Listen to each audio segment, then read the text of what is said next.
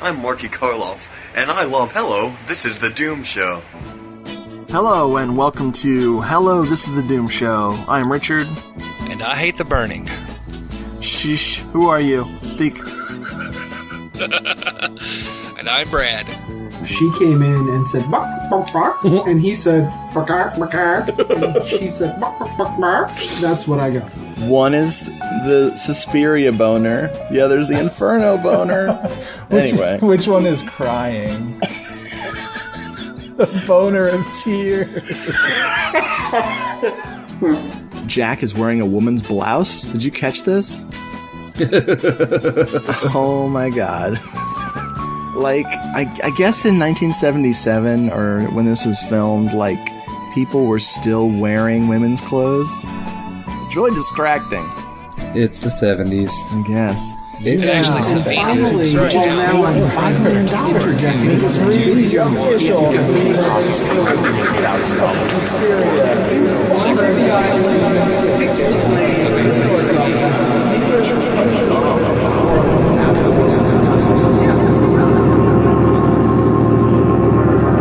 Everything is ready, my darling.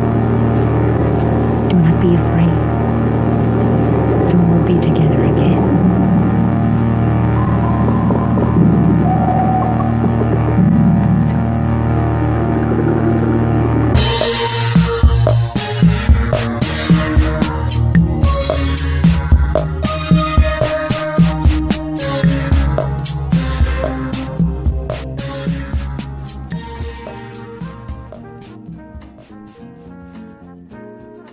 Hello and welcome to Hello, This is the Doom Show. I am Richard. I am here for the 4-year anniversary special, spectacular, amazing thing we're doing. I'm here by myself right now, but that won't last long, so don't bail on me yet. I know, out of all the people on this show, I'm the worst one. Just want to come out and say that now. First, let's listen to a clip of Nafa about going to see Halloween 2, that's Rob Zombie's Halloween 2, in theaters. And then we're going to hear an interview with Nafa. I wrote a series of questions for all of the co-hosts, so let's hear from Nafa. You're like, we gotta go to University Mall. So we had the best time. We went to the University Mall, which is a total trashy mall. I went and got frickin' Orange Julius. I got a hot dog and Orange Julius.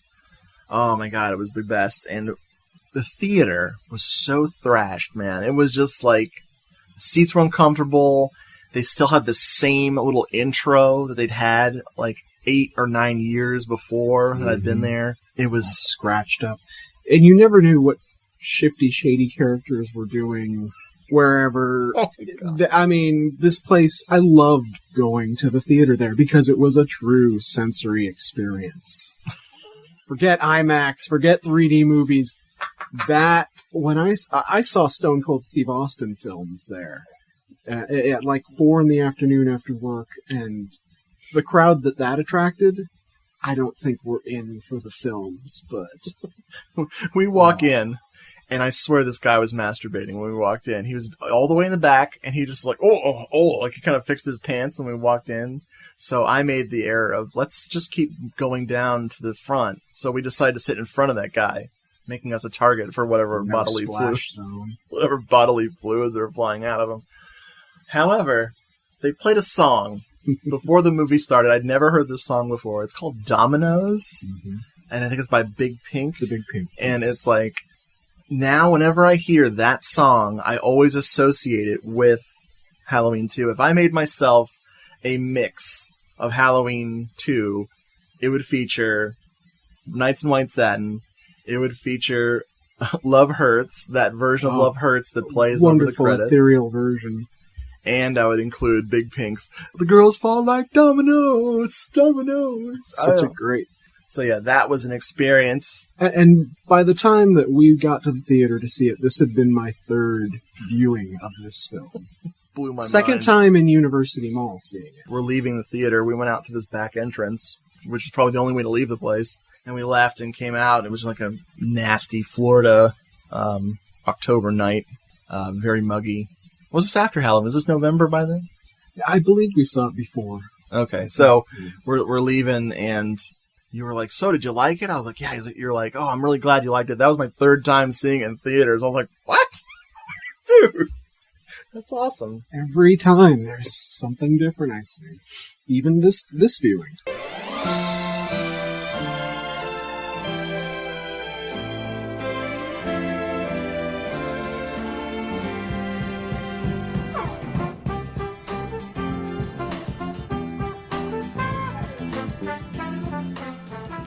Folks, this is the anniversary show. 4 years we've been making Hello, This is the Doom Show, and I'm interviewing all of the potential candidates for president of the show.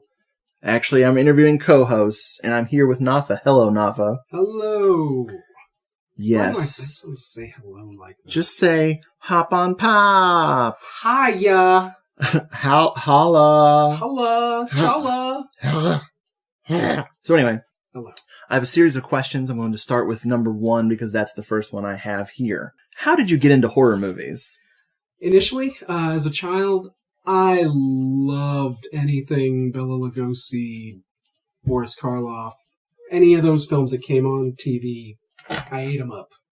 And the Universal films expanding to Godzilla films and King Kong and Planet of the Apes would fall under that. You start getting into sci-fi, then Star Wars came out. But I'd always read things about Bela Lugosi and monster makeup. I think in one of the very first article I wrote for Doom Moviethon about how I got into whatever, that movie Monster Effects book was a big influence on me as a kid. Dracula ruled. I'm a horror weenie.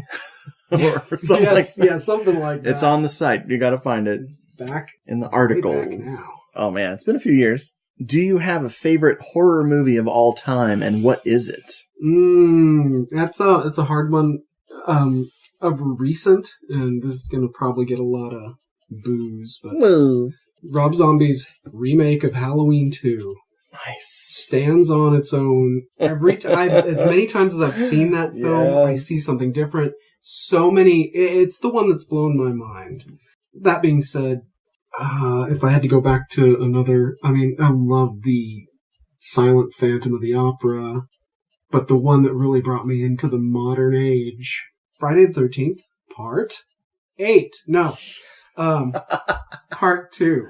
Because that was on cable when I was about 11 or 12, and over my friends and I would watch it. We'd try and scare each other when Jason comes through the window. And just, it got to the point to where even my mom loved the film. She took me to see Part 3 and 4, I think, in the theaters. Nice. And then later, when did Part 8 come out? 89? Yeah, so it was like 19, 18.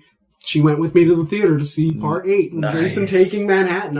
It was, Jason is my favorite of the slasher peoples, but he rides with you almost every day, if not every day. And he's been there for over a year now, steadily. And nice. Jason is my co-pilot. Awesome. Do you have a favorite horror movie subgenre? Yes, I am quite partial to found footage. Some people find it dull and boring, and it can be, but the right thing will just pull you in and take you along for that ride. I'm also fond of Asian horror, especially beyond Japanese and Korean and Hong Kong, when you get into the Thai and the Filipino and the Malaysian and certain ones. And I know you've probably seen more of those than I have, but the ones that I've seen have been another favorite film, Sick Nurses. I was just going to say. Watched that again the other night. How fantastic that film is. Classic. So good. I have a vague memory of us recording a found footage episode of the show. Feels like a distant memory of 20 minutes ago. Anyway. I'll peek behind the curtain. All you see is meat flaps. Don't peek behind the curtain. Wow. Holy shit. Okay, moving right along. Good. Okay, what is your favorite horror movie book, or a book on the subject of horror movies? I will say Giallo Meltdown. Actually, I think everybody should read that book. I mean, I was there to live through some of it, and it's a fantastic book, and I'm not going to keep blowing smoke up your ass. People should just buy that book. My favorite horror... Wait a second. Ask the question again.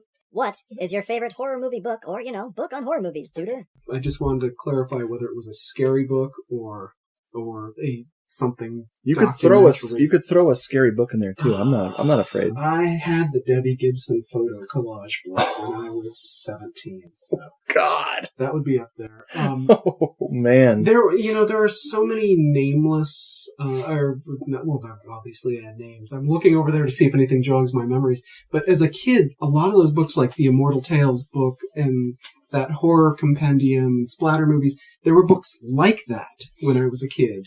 Very much like that. Yeah, actually, pictorial histories.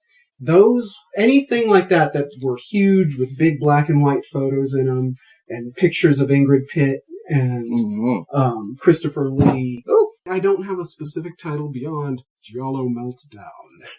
But, yeah, any of those books that were printed in the 60s and 70s and 80s with large photos and yeah, okay, jump back to my favorite horror movie of all time, and I can't believe I neglected to say this. Bring it. Because I'm on a huge campaign, or I'm about to start a huge campaign, to have this movie remade.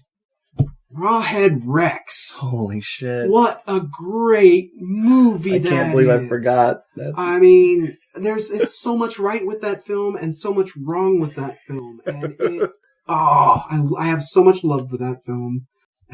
Even the Rawhead Rex monster that they used at that time. It is amazing. That slimy and huge. Yeah, but just non-articulated. It was basically a bad costume. The priest was awesome. The priest steals the movie. The Irish people in the campground were awesome. I hated the American guy. Who wouldn't? And his family. So I'm glad the kid got eaten. Oh, man. Oh, that movie needs to be remade. Okay, sorry. No problem. I needed to correct that. I needed to rectify that. Oh, you did? What is your most prized possession in terms of horror movie memorabilia? Well, my Jason mask rides with me all the time. Right. Unless you're thinking of something specific. It can be a poster. It can be... It could be a prop. I know you have a prop, but I don't know what. Thank you for reminding me. I don't know what it's from. What was the prop from? It is a mummified head from Swamp Thing. That's what it is. And his name is Herman. And we used to play football with him as the football in the parking lot of the public library when we used to work there. He's been in my Halloween displays and everything, and actively still about. I've lost his base and his everything, but he's still right there on my shelf next to my television. It's a really cool head. Yeah, that's a good piece. That's probably the only thing that I have is memorabilia-wise. And my friend Eric did bring back a articulated Jason figure, like the anime figures, with interchangeable heads and weapons from Japan. And so that's up there. That thing is cool. I forgot you had that. That's so cool. Yeah. I don't have many posters. I know you've printed me out some. Yeah. But yeah, those are probably the two most tangible things I can. And I totally forgot about Herman. And it was pointed out to me. I think Amanda pointed out to me that it's Herman's head. Wow. I didn't even. That's. Yeah, it was named after a very old man who we named Herman just for no reason. Who is your favorite horror movie director? Right now, it's Rob Zombie. He's nailed it out of the park for me Nice. The last 15 years. I mean, his movies can be bad, but they're always entertaining, and I don't think they're bad. I think they're fantastic, and he does a lot of using his influences. Yeah. And I really like also... I like some of the work, and I can't think of their names. The twin sisters. Oh. See No Evil 2. Yeah. Oh, man. What's the... Their name is... Enter name here. Ooh. I can edit it. I can find it. Yeah.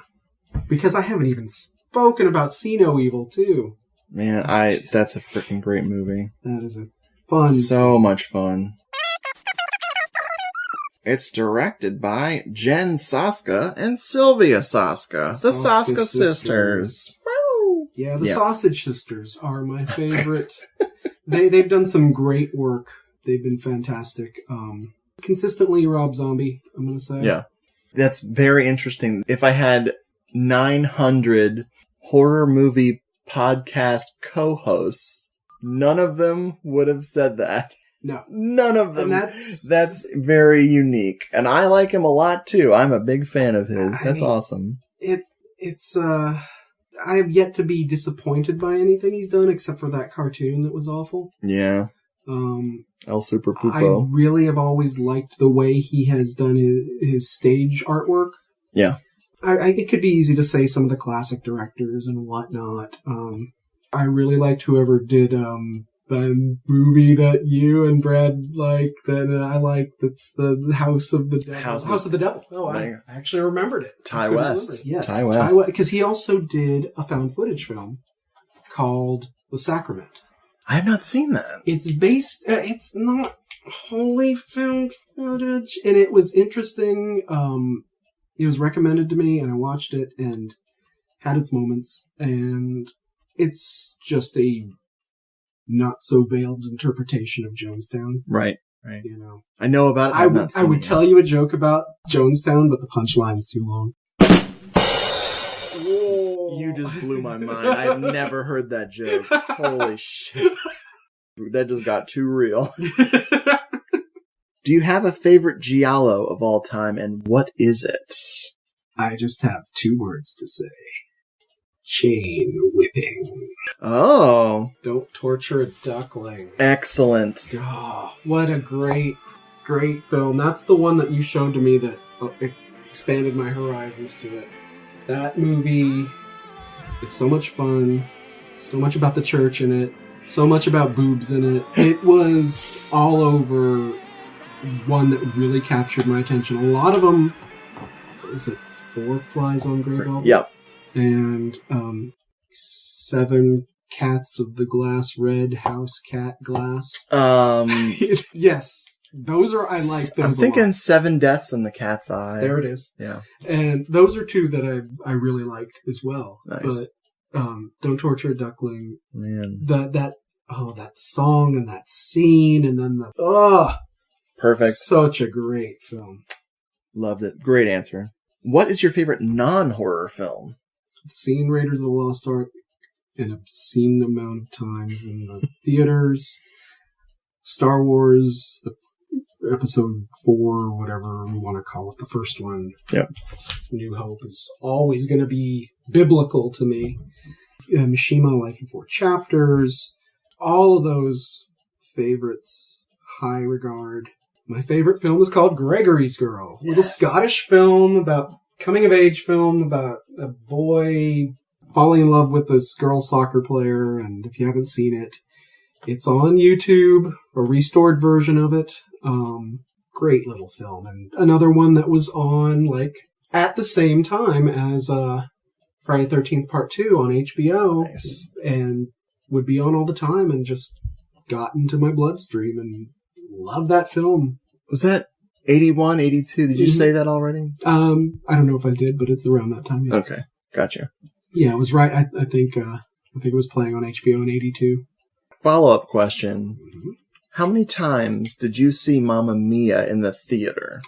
Okay. If we count Mamma Mia and Mamma Mia the sing-along. Yes, I absolutely count that. I believe my grand total came to, I want to say 9 or 11.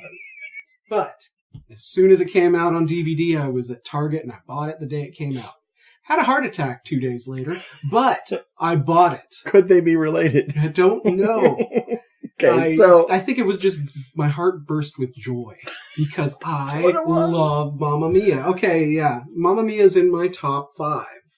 I don't have much as prerequisite I don't have much for prerequisites to be a co-host on this show, but if you've seen Mamma Mia over 5 times in theaters, you're automatically on this show. Boom! I dragged John Stanley to the sing-along. Oh my god. It was great. Made him sing, too. Of course he did. Well, he did. He ended up having a good time. Of course he did. He'd be a fool not to. Gave him a Man After Midnight. Oh, wait, what? What is your favorite non-horror genre? I am a big fan of British comedies. I am a big fan of anything Scandinavian or Icelandic. I love foreign films as a general genre. I mean, New Zealand, Australia, Asia. I'm always down with a good, I don't want to sound snobbish or anything, but intellectual comedy, not just, I'm related to a Belushi and I'm going to be on a screen. Look at me. I'm fat and funny. No, I don't. Yeah. That I'm not big into, but I really enjoy documentaries too. Nice. I'll enjoy just about anything as long as it's not an animal story or a kid's story. And I hate feel-good sports movies for the most part. Ooh, yeah.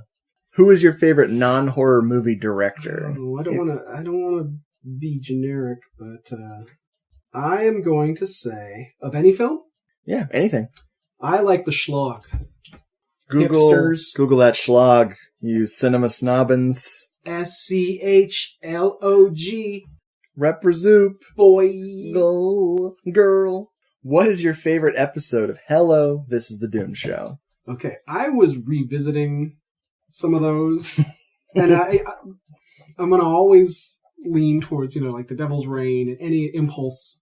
Of course. Impulse. And this is where I get confused, which is a cinema somnambulist and which is a Hello, This is a Doom show, because we'll talk about it all day, but then we'll go right. Right. It's like, oh wait, we didn't talk about that in front of a microphone. Video Wars was that's one of my doomed favorite discuss-a-thon. That's you can read us discussing it. Yeah, and that was one of my favorite. Video Wars was brilliant. That could be a great episode of the show if we could stand that much insanity. The Rob Zombie ones were fun. The Nicolas Cage ones are starting to be fun. I think you did a 81 retrospective of slashers. Oh yeah, that's Brad and I did The Burning and Happy Birthday to Me and The Prowler. Yeah. That was a great episode. That's one of our favorite episodes too. Oh my god. I mean, the subject and just you can tell your love for it. Oh yeah. Zombie Holocaust. Oh yes, it's with Jeffrey. Yeah, that was a great one too. Oh my god. And then of course the four teaser. Man, classic stunt podcasting. I mean, my favorite one to be involved, that I think I've been involved in, Halloween 2. We could probably do 3 episodes on. Oh yeah, big time. But I think probably Impulse. Yeah, because there is an addendum to that will be coming, and we're going to go around the areas where it was filmed. Oh yes, and we will, if not reenact. We should make plaques. Yes, we just make cardboard plaques and stick them on the places. Shatner was here. Moi moi moi. Moi moi moi moi moi. What is your favorite non-podcasting activity? Not that one. Yeah. What do I do when I'm not sitting? Yeah. Over.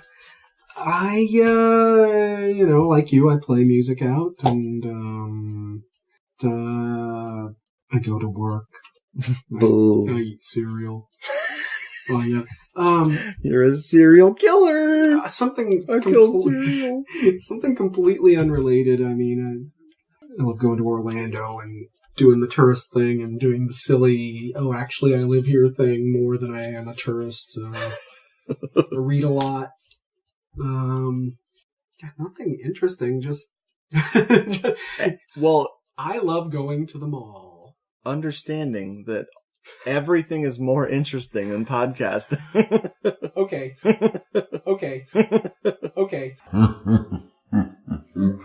Here's one, and this drives people nuts.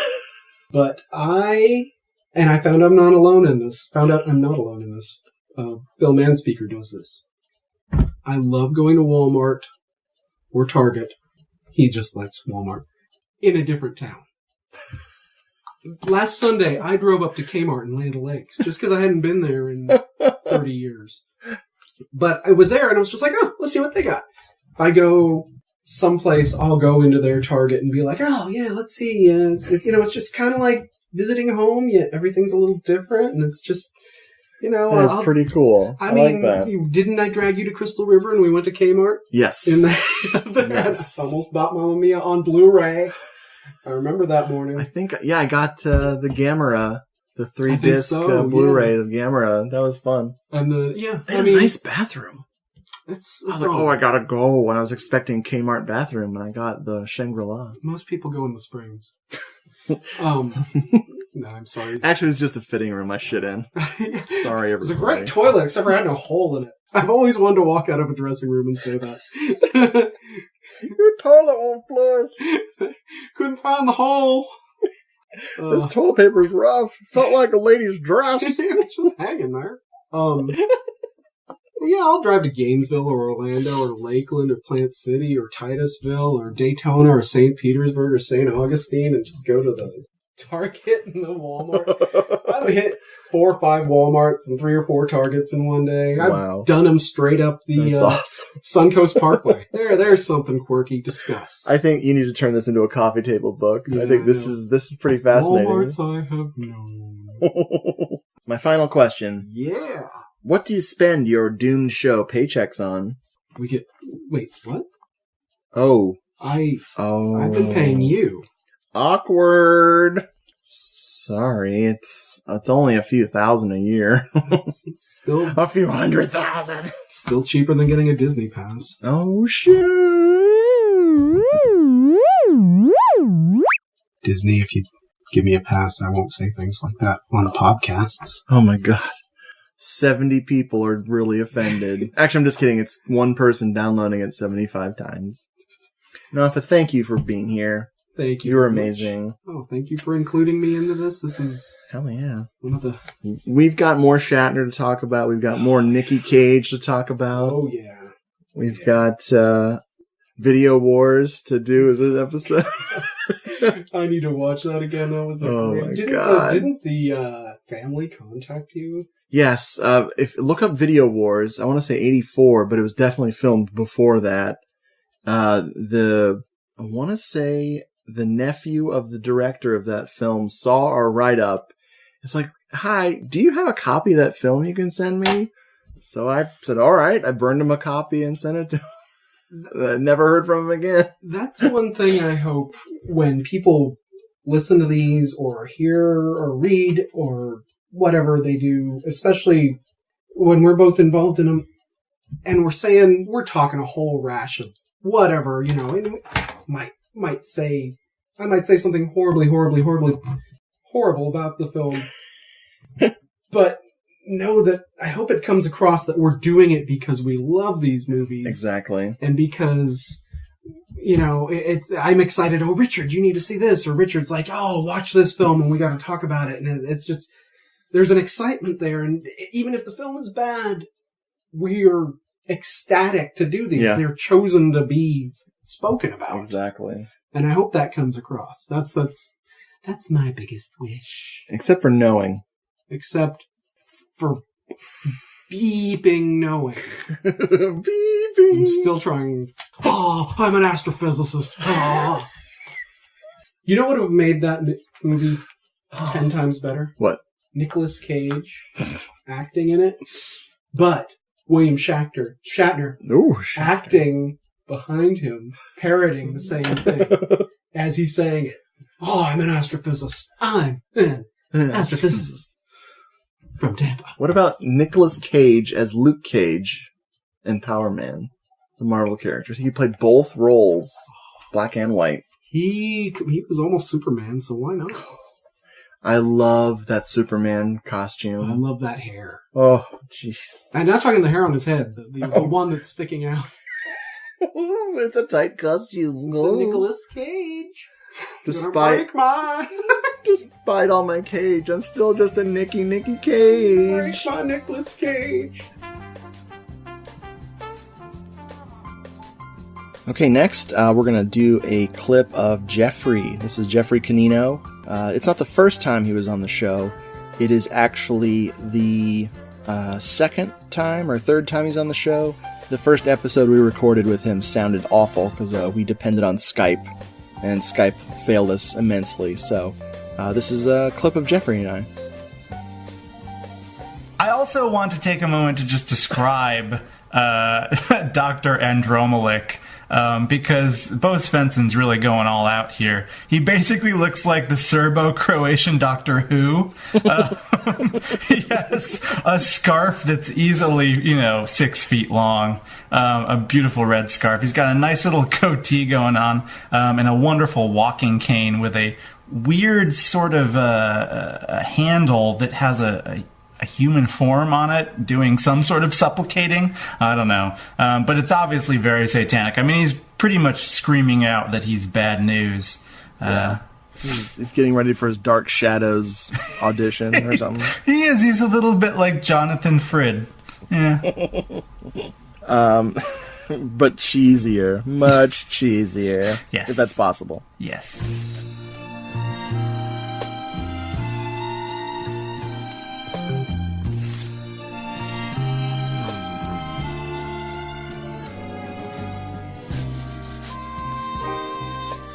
Folks, we are here with a celebrity, an honest-to-goodness caninity, Jeffrey Canino. Hello, that is me. I am the hostess ghostess with the mostest. Which I'm glad you said again, because I just screwed up and forgot to hit record. So, yeah. This is totally natural. This is the totally natural part of the show. Yeah, this is how we would have done it normally. Oh, shit. So, Jeffrey, you filled in when Brad couldn't be on the show, and then you became a regular. No, I became the hostess ghostess with the mostest. Thank you. I know, a regular hostess ghostess with the mostest. Thank you. And then you became the highest paid host. So, man, right. I mean, I don't even know why I'm asking you these questions, because you don't have time. I received some stickers in the mail from you, so I've got to go stick those on things. That's my pay. There you go. That's a spoiler alert for the last question. Okay, I'm interviewing all the hosts of this wonderful show because we need filler for the anniversary episode. I mean, the people at home want to know. Yeah, they really want to know. They do. Question number 1, Jeffrey. How did you get into horror movies? Wait. The first question isn't ASL?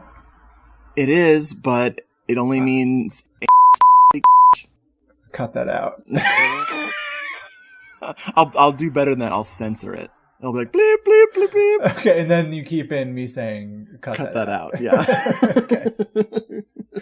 How did I get into horror movies? Well, Richard, that's actually a really tough question because I can't really remember a time when I was not. They've been with me since I was a little baby boy, watching horror movies. I think, some of the earliest movies I can remember that are technically, if you want to get all technical, horror movies would be Gremlins and Gremlins 2. And just watching them repeatedly, again and again and again. And then getting interested from there in all the Gremlins knockoffs that we've talked about a little bit here, like Ghoulies and Critters and Munchies. And then from there, it kind of blossomed out to like more kid-centric horror movies, although those aren't really kid-centric at sometimes, but they got like puppets and shit, so, we like them. Nice. Things like the Monster Squad. And then from there, it's just all out horror movies all the time.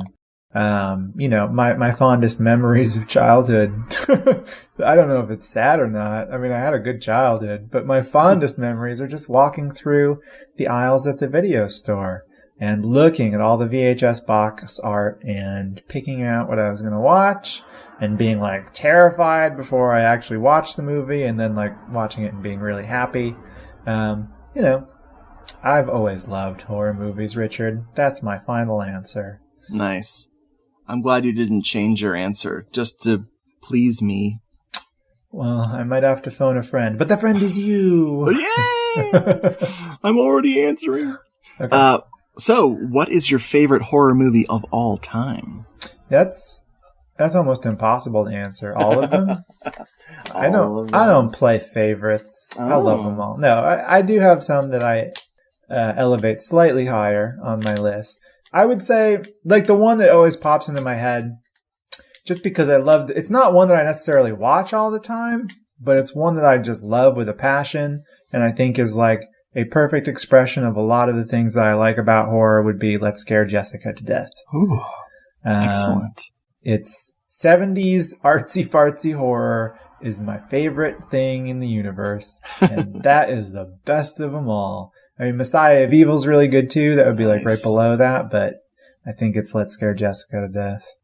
Wow, nice. Both of those, Messiah of Evil and Let's Scare Jessica to Death, just got brought up in a conversation today with a fan of the show, Simon Wright. He's going to watch it tonight. Really? Yeah, they're a great combo. I think they go together super well. Absolutely. What is your favorite horror movie subgenre? I might say it's the slasher film. Probably it is. I mean, because they're like junk food. Yeah. I can watch them all the time and never really get sick of them until maybe afterward, and then I feel the pain. But when it's going down, it feels oh so sweet. There are other subgenres I really appreciate, or that I have a lot of affection for no reason whatsoever. I'm a big, no, I can't even say that. I almost said I'm a big fan. I think there are interesting things about found footage movies. Right. And I really wanted to write a book about found footage movies for a long time, but I wanted it to be super comprehensive and encyclopedic about the genre, and that I realized was going to be impossible because there are so many that are fucking terrible. Yeah. But those 20 that are really good, I really like them a lot. No doubt. But yeah, I'm gonna go with slasher films. Sweet. What is your favorite book about horror movies? Like your favorite horror movie reference book? Right. Yeah, it's Nightmare USA. Of course it is. Nice. What else is it going to be? I mean, I have a whole shelf of them, but that's the one. Yeah. It is all right. So good. Moving on. Next question. I just don't even I'll read little bits of that book. I never want to finish that book ever. Yeah, just savor it. Oh, so good. All right. What is your most prized piece of horror movie memorabilia? Well, I'll tell you two things. I'll tell you my favorite one that I do own and my favorite one that I should own, but I was stupid, so I don't own it. Oh, no. So I don't own much horror movie memorabilia other than original one-sheets. I have a pretty good collection of those. A lot of European stuff and American. My favorites of those would be I have an American AIP poster original of Bava's The Evil Eye. Nice. The girl who knew too much. Very cool. It's beautiful artwork, and the poster was in pretty good condition. Only some tearing along the sides. It looks great.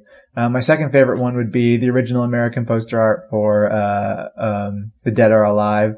With that great image of it almost looks like a mass market paperback horror novel cover from the 80s. It's great. I know that one well. Yeah. And the piece of movie memorabilia that I should have, but I'm fucking stupid, was when my local video store was going out of business back in it must have been 2006 or 2007. Their awesome horror section had a cardboard standee promotional thingy for Chopping Mall of one of, the poster art.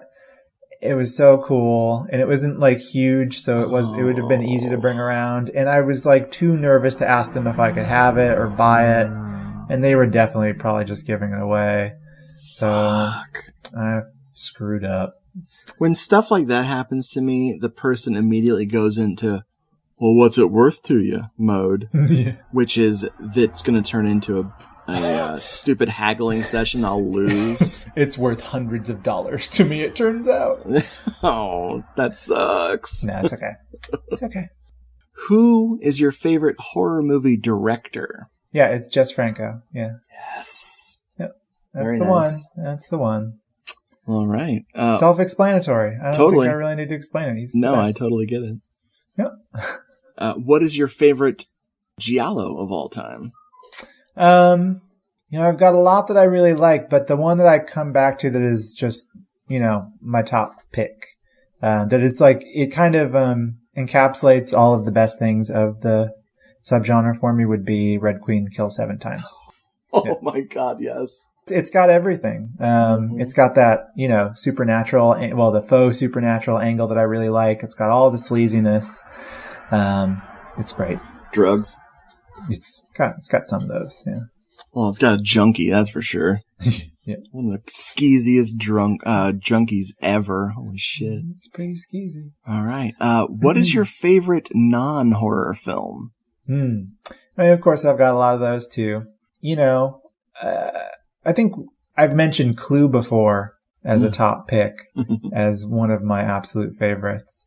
And that could fulfill this role, but I'm going to switch it up. And I guess, I mentioned this movie on the show too once long before, but Manhunter would also be a top pick for me.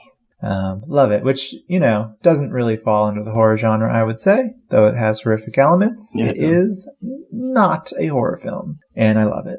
There you go. Nice. What's your favorite non-horror genre? Yeah, I like all of us, I have very diverse tastes in movies. I do not just watch horror. I watch everything that I can get my grubby little mitts on, and they are very grubby. So I pick up quite a bit. And if we're speaking of strictly genre, I really like terrible and sometimes really sublimely good action films. They're fascinating to me in ways that, a lot of other genres are piece by piece, but not as a whole. Whereas I feel like action films, like, almost entirely are interesting to me in one way or another. So yeah, that would be it. Crappy action films. How do you like the Andy Sedaris stuff? I love them. I have an original Hard Ticket to Hawaii poster. Oh, Hang that one up during summertime. Oh shit! So glad I asked. I love Andy Sedaris. He's amazing. He's making the same film over and over again. It's just until perfection happens. Yeah, and his weird obsession, not only with Playboy Playmates, of course, but with remote control boats. He really loves them. He's like obsessed with them, and he'll have the camera watch them for like 10 minutes straight. Okay. When I pulled that Andy Sedaris box set out of the $5 bin, I know it's $5. I was like, I'm there, dude, and it delivers on every level. Like never stops, really. It just blows your mind. Perfect. All right, so who is your favorite non-horror movie director? Right. I guess my favorite for a long time has been Rainer Werner Fassbinder, the German director. Nice. He has, I like so many directors a whole lot. His filmography for me is super diverse, super convergent with my own tastes and my own sort of ironic detachment from some things and own like very bleak sense of humor. And also, flair for emotional character pieces and melodrama. So he's wonderful to me. There are very few. I've seen most of his films at this point. High 30s, early 40s amount of films. And I've seen most of them, and I love almost all of them. There's only like one or two that I think are kind of duds. And they came pretty early on in his career. So, yeah, Fassbinder rules. Wow. I've only seen 2 of his movies. I have seen Chinese Roulette. I love that one so much. That one's so weird. It's fucking perfect. I loved it. I'm trying to remember the other one. I just remember there was a woman who was supposed to get married and she was nuts. I can't remember it. She was nuts. It was really bizarre. I mean, a nuts female lead character describes most of his movies, so you'd have to be a little bit more specific. It wasn't Fear of Fear, but it had the same lady in it. Yeah. Was it Martha? Because Yeah. Martha's great. Martha is basically a horror movie. Yes, it was Martha. I love Martha. That's I one remembered of my her absolute favorites. screaming on the cover. But I forgot. Yeah. Well, it also stars Karl-Heinz Bohm, the guy from Peeping Tom. Nice. And he basically like tortures her the whole movie as her love interest / husband. Oh my god, it's horrifying. I was really impressed with that one. With both of those, really. Yeah, those are really good ones to have watched if you've only watched 2. Speaking of fine pieces of art, what is your favorite episode of Hello, This is the Doomed Show. Everyone with me on it. Yes! Yeah. No, I mean... I don't know. It's hard to even pick. We've done a lot, and they're all really good. You know, we've been talking lately about the Bloodsucker Leads the Dance episode, and that might be my favorite episode.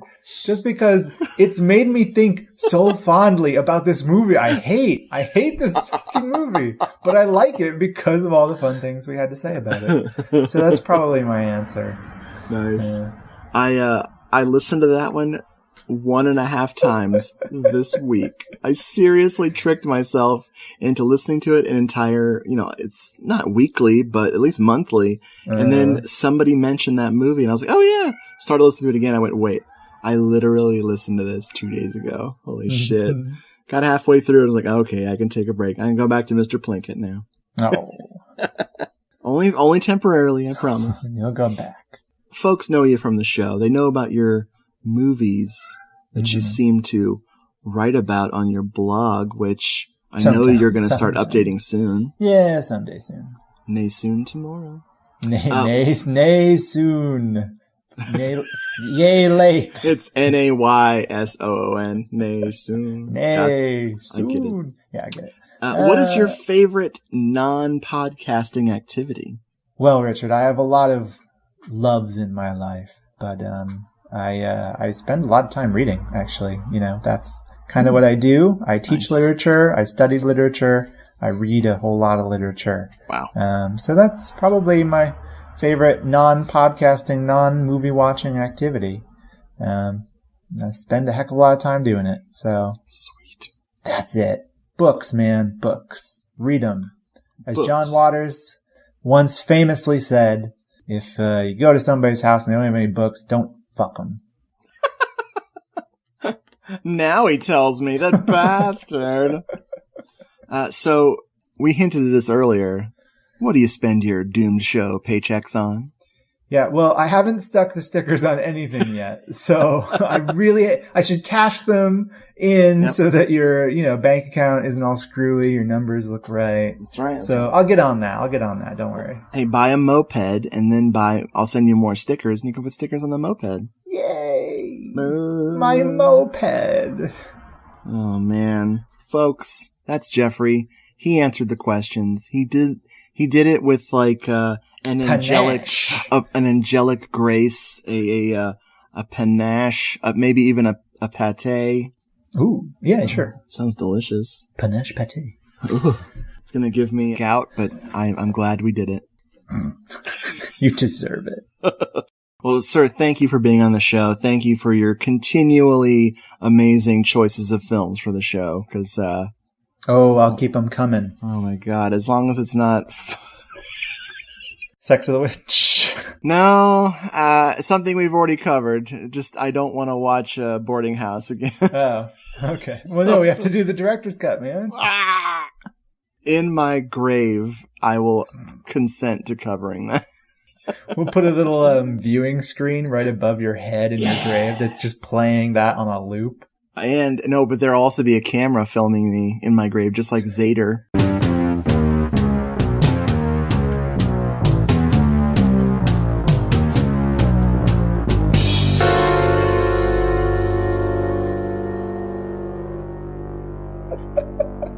Beautiful. Except the difference is you don't move. You just stay there dead. Promise. You promise. Yay, thank you.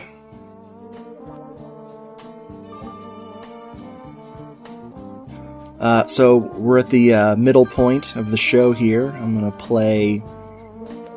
this is my friend Marky Karloff. This is his band, The Propel.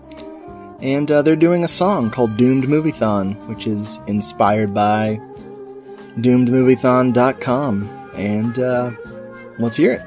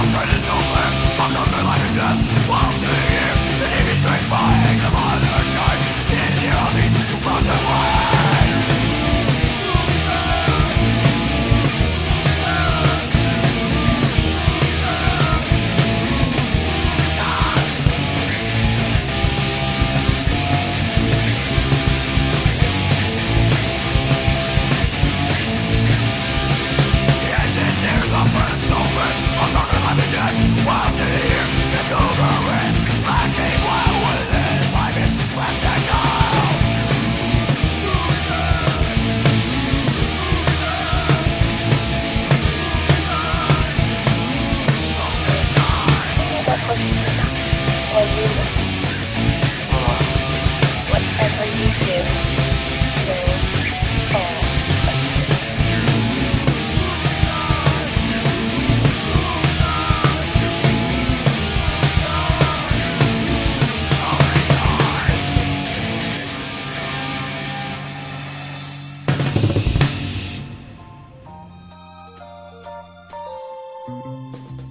And now, here is a clip from the very first episode of Hello, This is the Doom Show. And enjoy.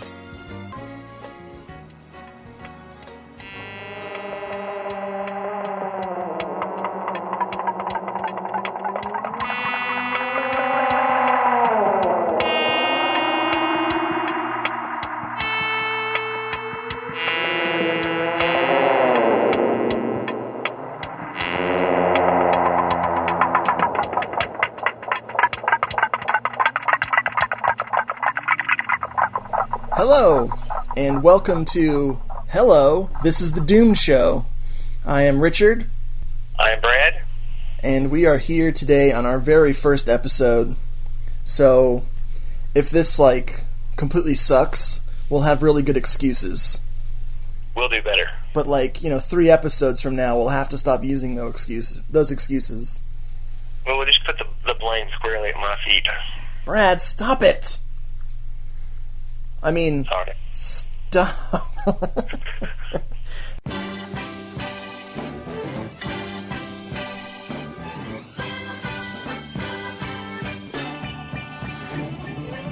And now, for the main event, what you've all been waiting for, Brad. This is just more Rob Zombie Halloween-ness. I feel like when I was putting this episode together, I got a lot of Rob Zombie material, so you just have to deal with that. Okay, full disclosure, John Carpenter's Halloween is my favorite film of all time, of any genre. I knew that about you. And people... Do what? I knew that about you. You did, and everybody else did too. Because I talk about it all the time. And people are like, how can you like Rob Zombie's Halloween if you say that the original is your favorite? Well, I'll tell you how. Because me liking Rob Zombie's Halloween does not hurt A, John Carpenter's feelings, B, John Carpenter's Halloween's feelings, because it's a film and it doesn't have feelings. It doesn't denigrate it in any way.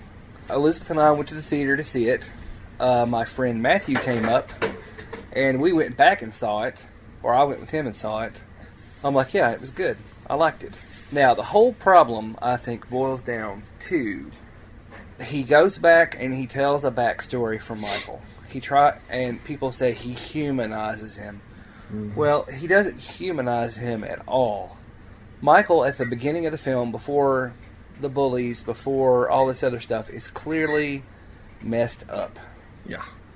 Out of the family, his mother, played by Sherry Moon Zombie, is clearly the best of the bunch. She has no idea that there's anything wrong with Michael. Which, maybe she's not a good mom. I mean, it's obvious that she loves and cares for Michael, but maybe she's just not good at mothering. Right. There's some very important things here, I think, going on. I think that people they hired Rob Zombie to make a Rob Zombie film, and then people acted shocked that Rob Zombie made a Rob Zombie film.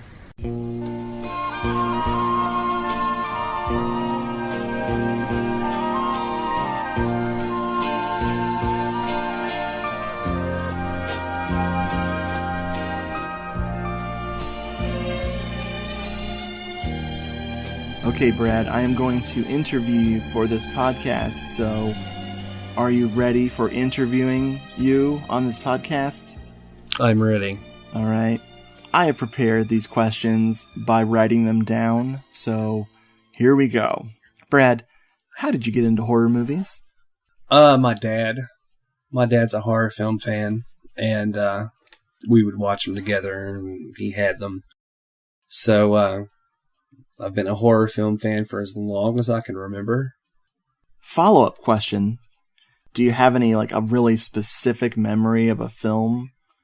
Watching, a single film with him that you both liked? Or just, even just something weird that you both didn't like? Yes. we watched, it's one of my childhood fragments. We watched a film. I've always thought it was Vincent Price, but I've seen a ton of Vincent Price and I don't remember it. Mm-hmm. It sounds like The House of Usher, but I don't think it is. Where it, in my memory, it's Vincent Price in a burning house screaming. Ooh. And it sounds like The House of Usher, but it's not. And it may not even be Vincent Price. There's that one. I have another childhood fragment of a mad scientist somehow making copies of classic monsters like Dracula and Frankenstein's monster. And a woman gets away, but is quickly caught by the Frankenstein monster. Ooh. Beyond that, in high school, we watched The Keep. Michael Mann's The Keep. He told me that it was coming on cable. I had never seen it. And he liked it. And so as late as high school, we watched it together on cable, which is probably why I have a fondness for the film. I know it's got problems, but it kind of takes me back to that time where my dad had seen something that I had not. And he said, yeah, I like it. It's pretty good. And we watched it together. We've watched a ton of stuff over the years. There's a sci-fi movie with Peter Graves when he was young. It's like a body snatcher kind of deal. I can't remember the name of it. He was always buying horror VHS, sci-fi VHS, taping stuff off TV. In a similar vein, we had taped off TV a lot of Charlie Chan films and the Basil Rathbone, Nigel Bruce, Sherlock Holmes films.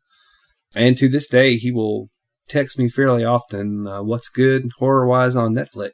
So it all comes from that. Nice. I don't know if my mom was a horror film fan, but he definitely is, and that's where I get it. I think we need to track down those two fragments, man. I'm intrigued. Yeah, I am too. I don't know. They are such small fragments. Although Kinder Trauma did track down one of my fragments based off a very, very, very hazy, half-remembered scene from years ago. So, I mean, I suppose it's possible. What did they find for you? Of course, that Screams of a Winter Night. Oh, that's right. That we covered, yeah. Oh, man.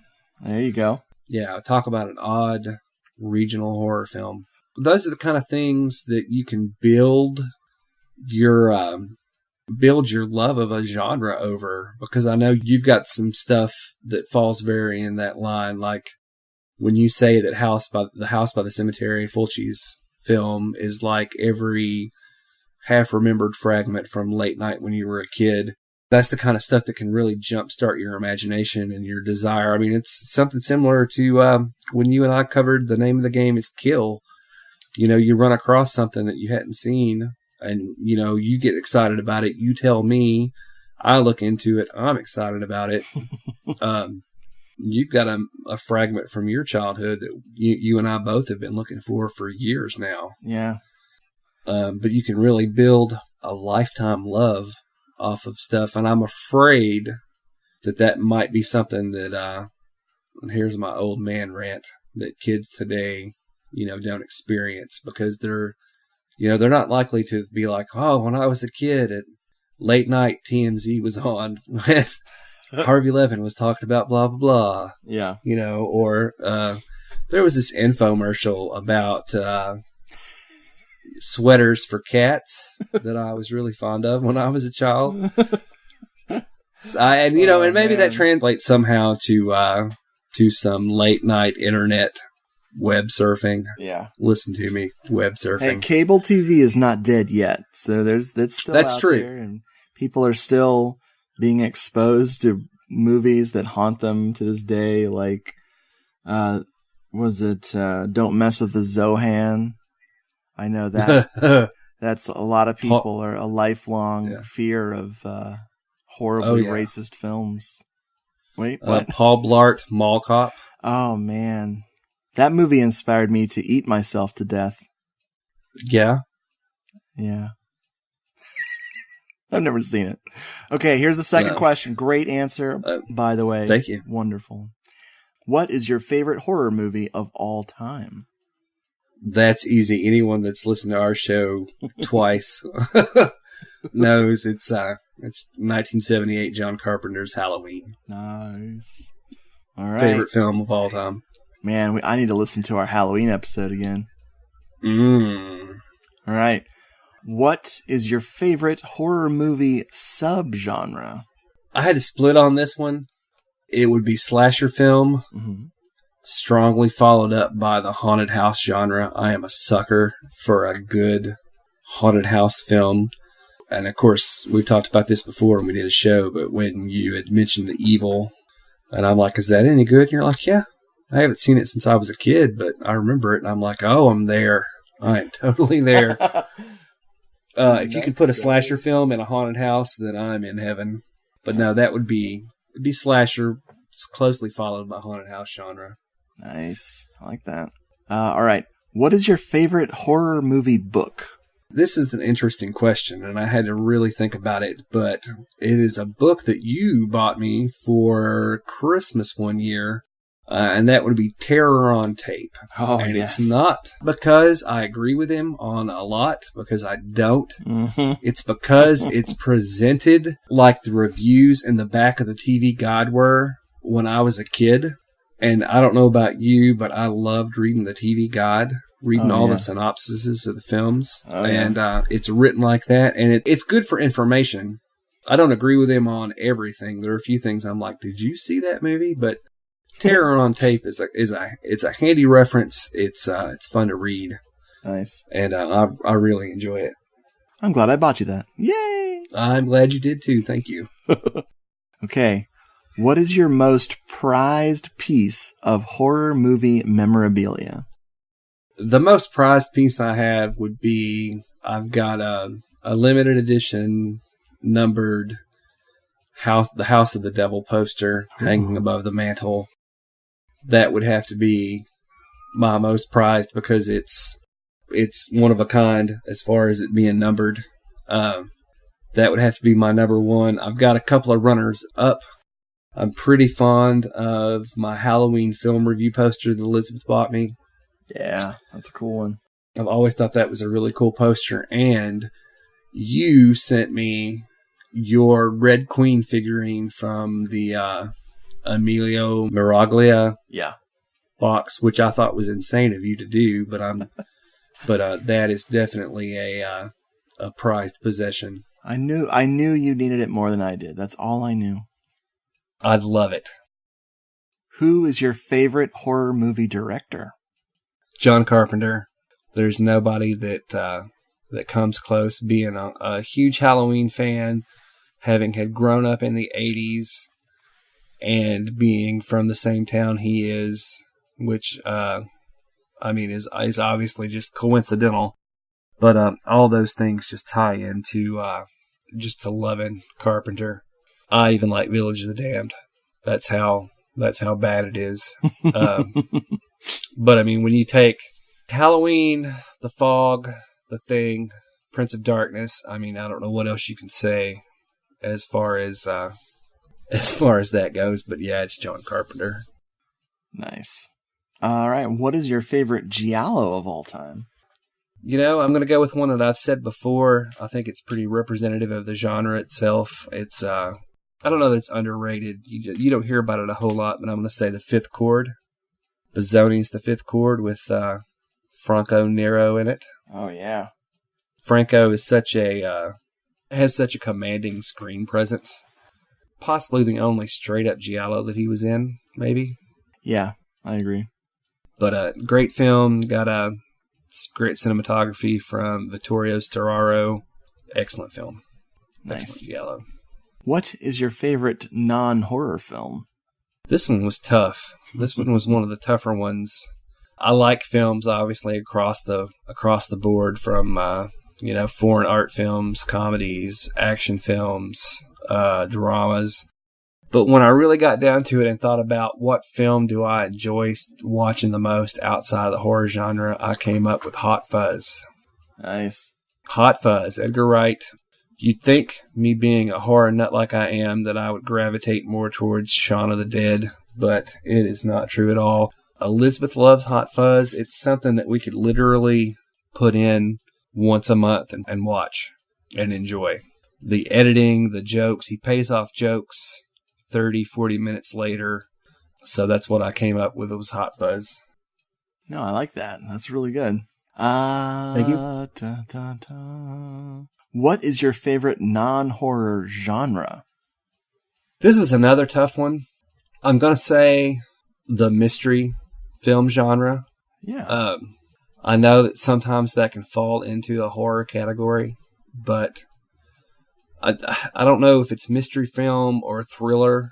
I don't know how you would, want to classify it, but anything from The Last of Sheila to Seven, even.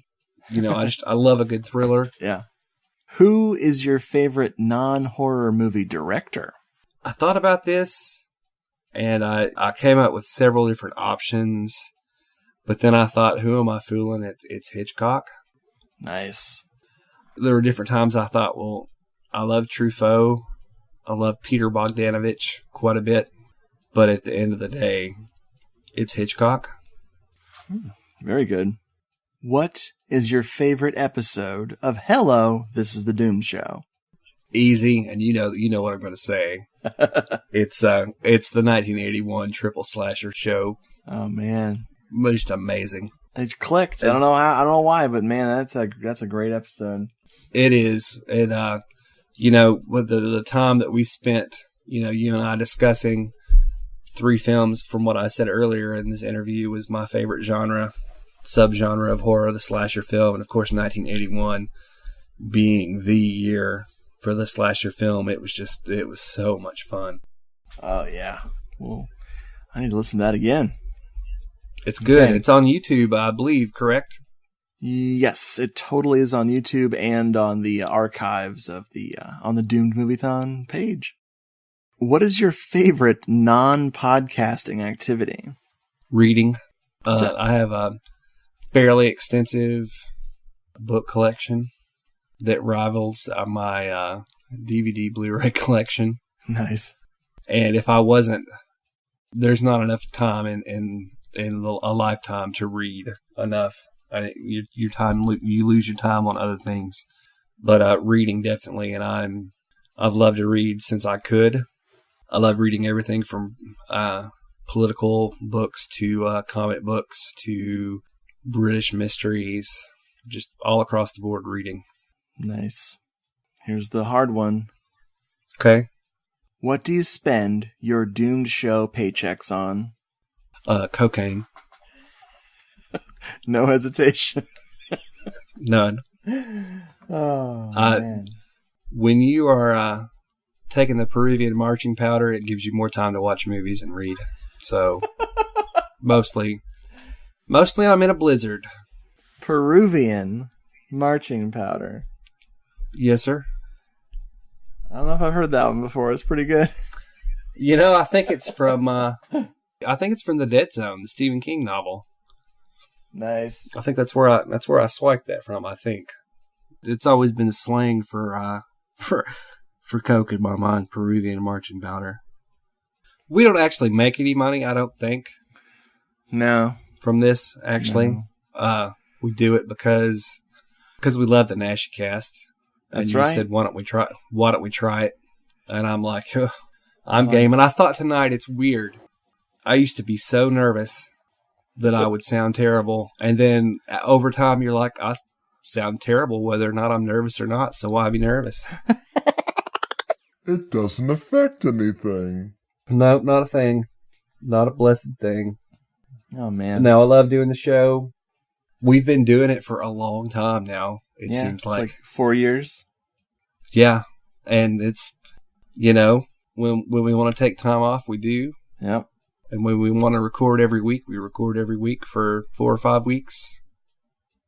I always enjoy your take on films.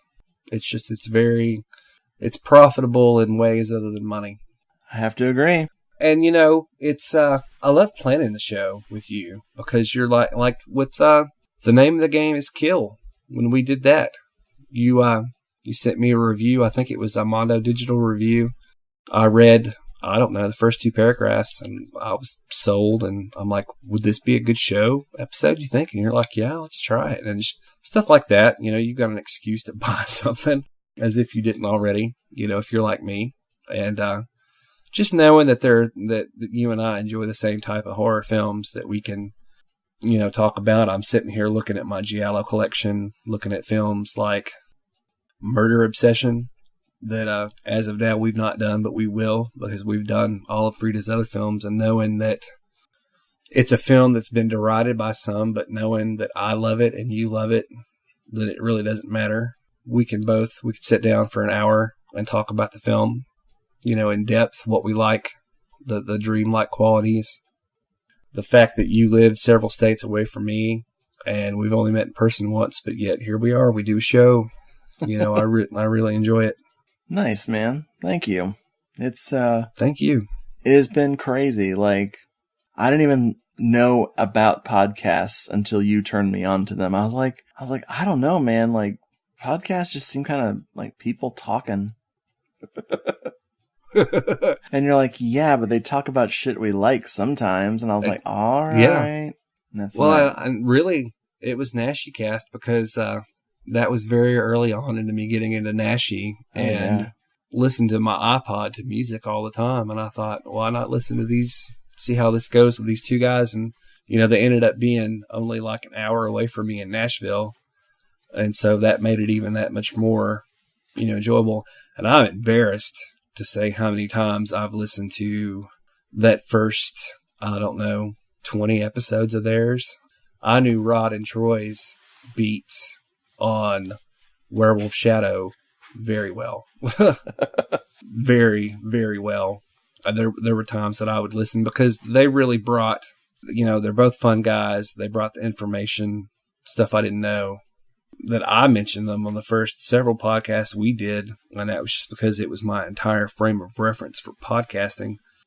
I can still remember, and it's been a long time since I've listened to it, but on our first episode, The Dead or Alive, I think I quoted them both, and they're still going to this day. They're running out of Nashi films.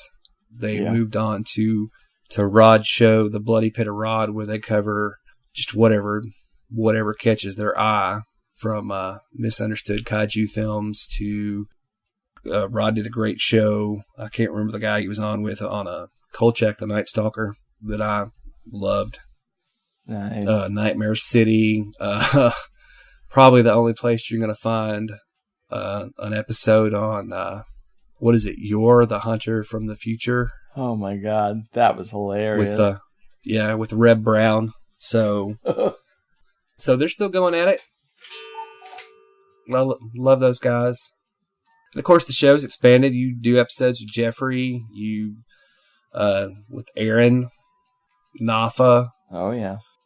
If I hadn't said the 1981 triple slasher, I would have said Impulse, where you the William Shatner show, where you did Tampa's very own Giallo with Karate Pete. Yep.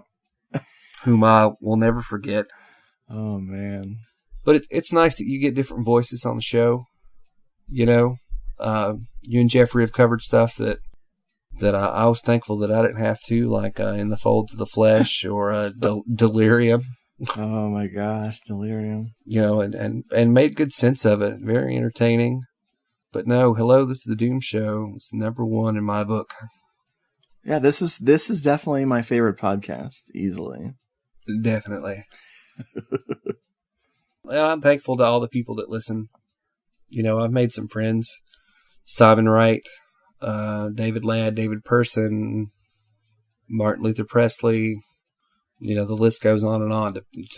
We don't have I don't think we have a huge amount of listeners, but the ones that we do have, are very knowledgeable on their own, true genre film fans. In terms of listenership, we're the little show that could. The little show that could. The people that are listening to this show are the people that matter. I have to echo your sentiment there. I really, really appreciate everybody who's been listening and all our fellow podcasters who are helping to promote us. And it's just, we love doing this stuff for ourselves and we love doing this for each other. But at the end of the day, it's like just knowing that X number of people have heard my ridiculous jokes that I like to, my stream of consciousness crap that I don't think of beforehand, but probably should start doing, is like, it's just so fun. And then when someone sends us a list of movies they want us to cover, or, they have questions for us about movies we like, that really means a lot to me. Absolutely. It's like, wow, someone really gets it, and we need more hate mail is what we need. Well, I mean, I've told you before, my grandma hates us. Oh, Ben, right? My brother, yeah, he hates us too. It hurts. No, I mean, from the cuckoo clock going off to to Murder Mansion, to the Lost Crimmy episode, to Somebody Stole Margie's Dragons, we've had a lot of fun. Exactly. Mm-hmm.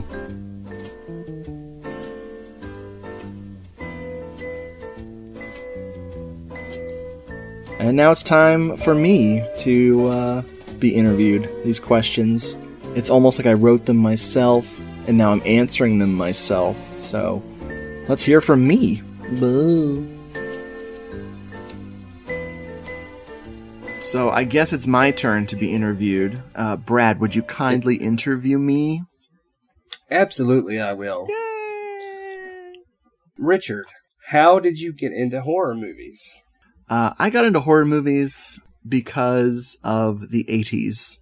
The 1980s were insanely infested with horror. It's like between horror novels, horror movies, and horror TV shows, it was just a big part of pop culture. It was a big cash cow, especially in the late 80s when everyone was just feeding it. It was sequel crazy. You had Freddy, Jason, Michael, everybody has freaking sequels flying out of everywhere. New franchises were being thrown at younger kids, like Critters and Gremlins and everything. So it was really, really difficult for a lonely, morbid, strange kid like myself to not get into the shit. A big part of it is MTV's fault. MTV had a show called This Is Horror, aka Stephen King's World of Horror, that they played every Saturday for like a month, different episodes. And I just became obsessed. Like, if little things like Elvira's Movie Macabre and catching horror movies on TV as a kid, they were huge. But what really cemented this idea in my head of horror fandom and watching gory, splattery things and ingesting the original Frankenstein, the original Phantom of the Opera, Nosferatu, and Dracula, and renting every single horror movie I could find was really important to me. So I really blame the 1980s for it. It doesn't explain why I got so heavily into horror again in the early 2000s, because I had a long period of non-horror fandom. And then all of a sudden, early 2000s, when things finally started coming to DVD that hadn't been readily available for a long time, I bought into it, man. I still have it all. I mean, I'm a total whore of whore. I'm just a whore. No, I'm a total sucker for buying horror movies on disc. So the companies made their money. I put lots of media executives' children through college and med school, apparently. You and me both. So yeah, that's the long answer to the question. What is your favorite horror movie of all time? House by the Cemetery. It's my go-to film. I show it to everybody. I have theories about it, that it's a culmination of every horror movie I ever saw as a kid, but I never saw it as a kid. It's just, I get this really weird feeling that I've seen this movie when I was a kid, but it's just because it's part of my soul now. It's a perfect film. Go Fulci, go Fulci, go Fulci, go Fulci, go Fulci, go Fulci. Excellent. What is your favorite horror movie subgenre? Oh man, slashers. Gotta go slashers. It's I mean, there's so many great subgenres. That's what's so fun about horror, is kind of bouncing the different types, mixing the different types. But slasher movies, they're just so watchable. It's crazy. Like, you can sit there and dig and dig and dig into that subgenre and just come up with more and more gold. And when you're a slasher fan, you start getting really forgiving, and you'll watch stuff from pretty much every era of slashers, from the proto slashers through the golden era of the late 70s, early 80s, through the over the top stuff of the middle 80s, and then the last gasp of the slasher film proper by the late 80s. And then a few little things snuck out in the 90s, and the screams came out, and now we're watching retro slashers that harken back to the 80s, and we're watching these great millennial ones like High Tension. I haven't seen it yet, but I'm looking forward to Lost After Dark. Yeah, I dug that one. It's like fun. What is your favorite horror movie book? Oh man. I'm going to give that honor to, there's one that Jeffrey said that I would actually steal his answer, but he said Nightmare USA. And that is, I had to give props to his answer, because that book is very, very good. It's a very long book, but it's one that I read in very small increments, as not to read it too fast. But the one that really kicked things off for me was, oh crap, my fucking brain. The Splatter Movie Guide, Volume 1 and 2. We have these at my library that I work at, and I've checked them out and checked them out and checked them out and checked them out over and over again. I just kept renewing them because John McCarty wrote the Splatter Movie Guides, and his focus was just gore. So there's a lot of movies in there that aren't necessarily horror, just films from popular culture that also had really insane gore sequences. But there was something about his writing style. John McCarty's very charming, even though if I totally disagree with his opinions in a lot of his short capsule reviews, there's just something about those two books, and I always just count them as one book, even though they're very distinct, ridiculous covers. One is a butcher knife with some very unconvincing blood, and the other one is a hand holding a power drill with some green, sloppy-looking gore on it. It's really cool. Oh, God, I got to give a runner-up. Can I give a runner-up? Yeah, do it. Joe Bob Briggs Goes to the Drive-In. Nice. Holy shit. Like, man, that book is insane. He writes in character. I love movie reviews that are written in character, which I think is why I like Mr. Plinkett so much on the Red Letter Media stuff, because I love just these goofy characters who probably shouldn't be reviewing films. And Joe Bob Briggs, oh my God. I highly recommend both Joe Bob Briggs Goes to the Drive-In, and I think the other one's Joe Bob Briggs Goes Back to the Drive-In. You bought me both of those. Oh, nice. I'm glad I did. Great books. They have the ugliest covers of any books I've ever seen. I think he was trying to outdo himself by making the tackiest, ugliest covers ever. So, highly recommend those. Caricature of himself. Yeah, and that's not even the problem. I mean, it's just terrible book jacket design. And then the second one goes for neon purple garbage cover. Oh, God. What is your most prized piece of horror movie memorabilia? Oh, man, it's pretty easy for me to pull this one. I have a Mexican lobby card for Baron Blood. I do not have a complete set, but I have a lobby card for Mario Bava's Baron Blood that I found at a garage sale for 50 cents. Wow. It was mind-blowing to find it at a garage sale literally up the road from me. But the fact that it was a piece of Mario Bava's history, I mean, this was how this film was marketed in some theater in Mexico. They had this lobby card out so people could see it, could find out, hey, do I want to go see this movie or not?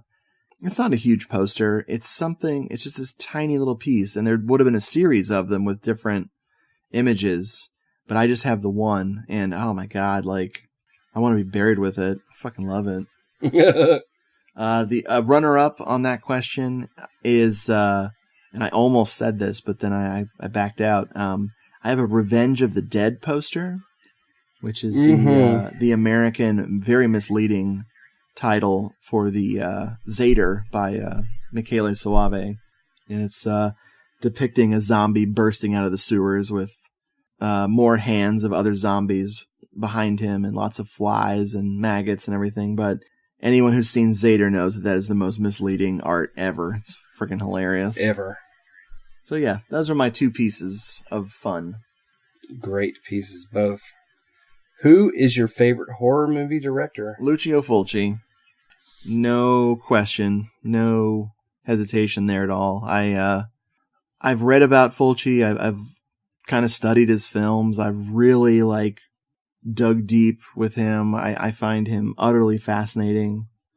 And his movies capture my imagination and continue to. I mean, everything from City of the Living Dead to The Black Cat to, of course, House by the Cemetery and even New York Ripper, and some of his later stuff is fun, like House of Clocks. And that's one of the things I love about doing this podcast with you, is that we are dedicated to eventually getting to all of his horror movies.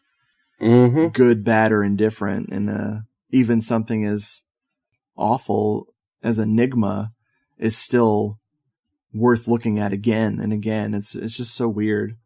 So yeah, Lucio Fulci, that's my guy. Very nice. What is your favorite giallo of all time? Oh my God, this is always painful.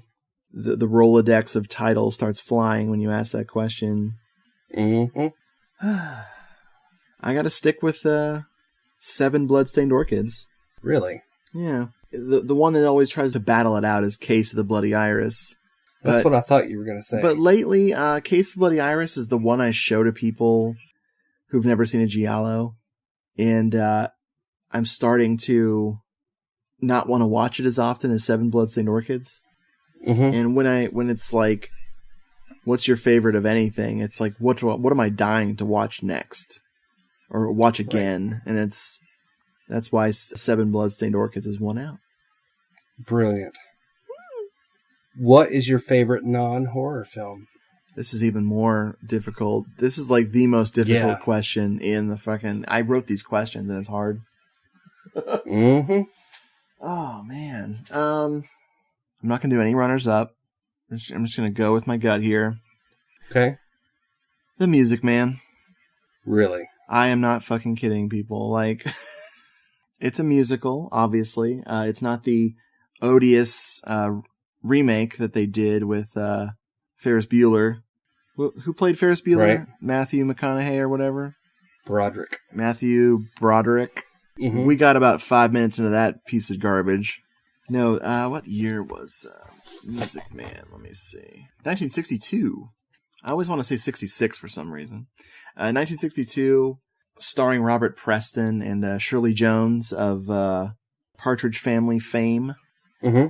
It's just so wonderful. You can't have a bad feeling watching it. You can also make fun of it because it's a comedy, so it has a lot of intentional humor. But there's also just weird side characters that are even funnier than they intended them to be. As the years go by, it's easy to make fun of. If you don't like musicals, I'd say watch this one. And if you still don't like musicals, then don't watch musicals. This is one of the best. It's sad to me that Broadway films now are such fucking garbage.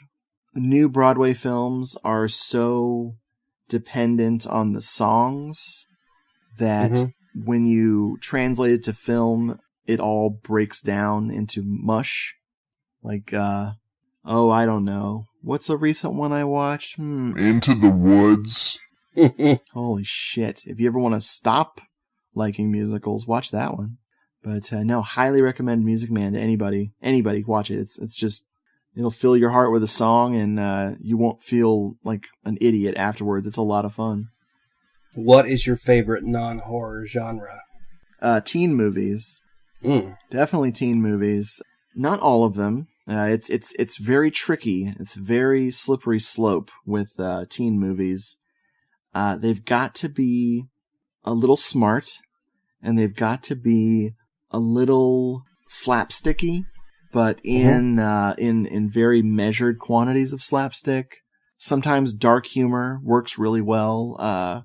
Jawbreaker or Drop Dead Gorgeous are perfect examples of the really dark humor. And they have to be uplifting without being too schmaltzy. So something like Bring It On is perfect for that. I can't think of anything less sexy than the cheerleaders in that movie. Like, I honestly, like,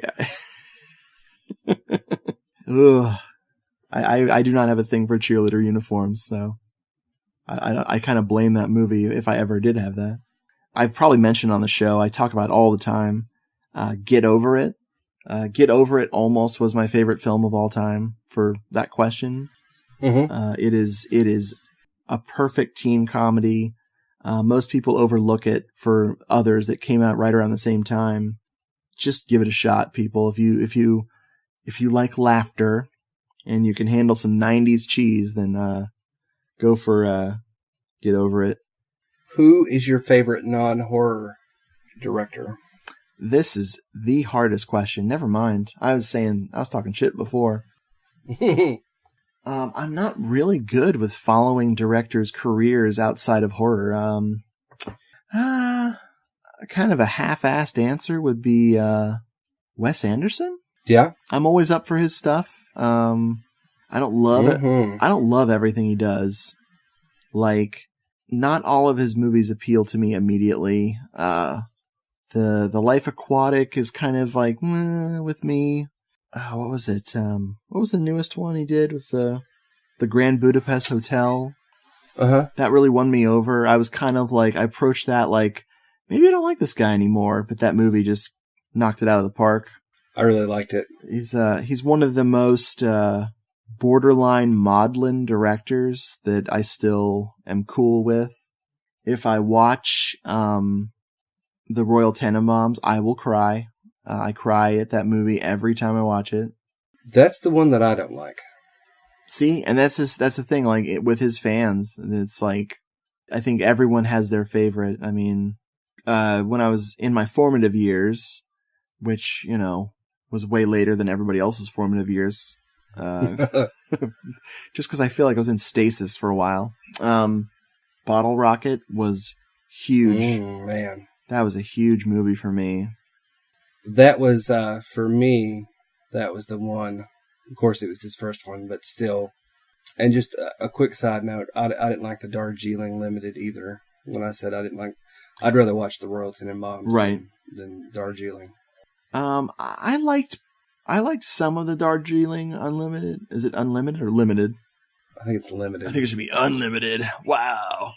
Well, that was right after Owen Wilson tried to kill himself. And yeah, it was just I couldn't take it because, like you, I saw Bottle Rocket when it was new. Yeah.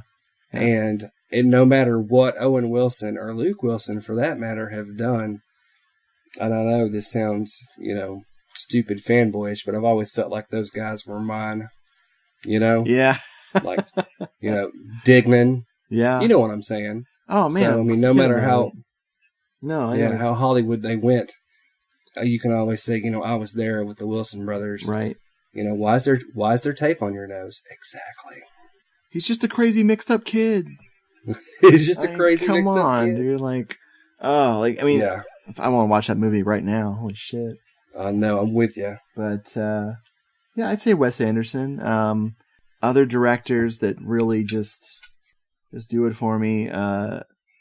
Jacques Tati, who you introduced me to. Oh man, I've loved everything I've seen from him. Oh, so good.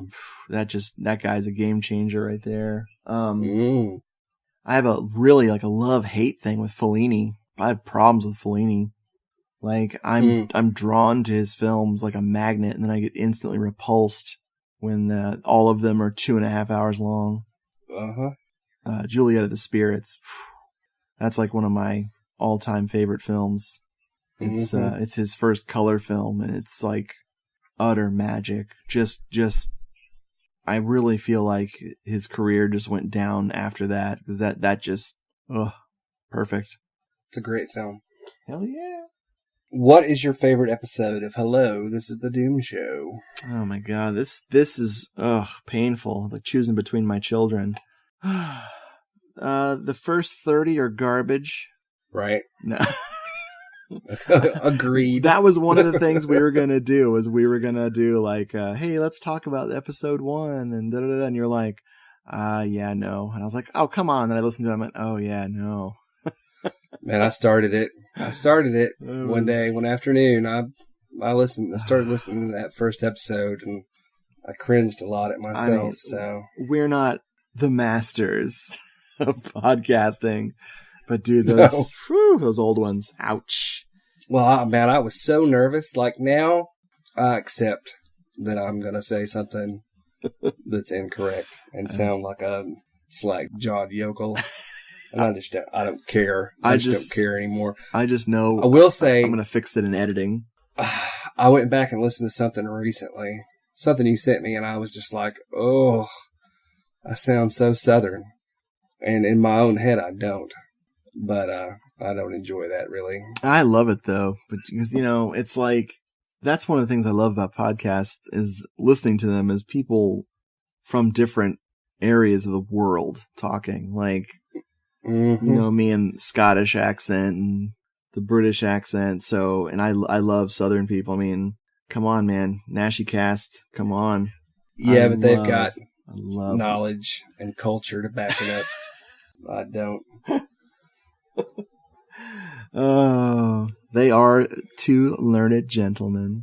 Learned gentlemen of the South. Yeah, both of them. My favorite. It was easy for me. I'll do this. My favorite episode with Nafa is Impulse. No doubt. That is magic.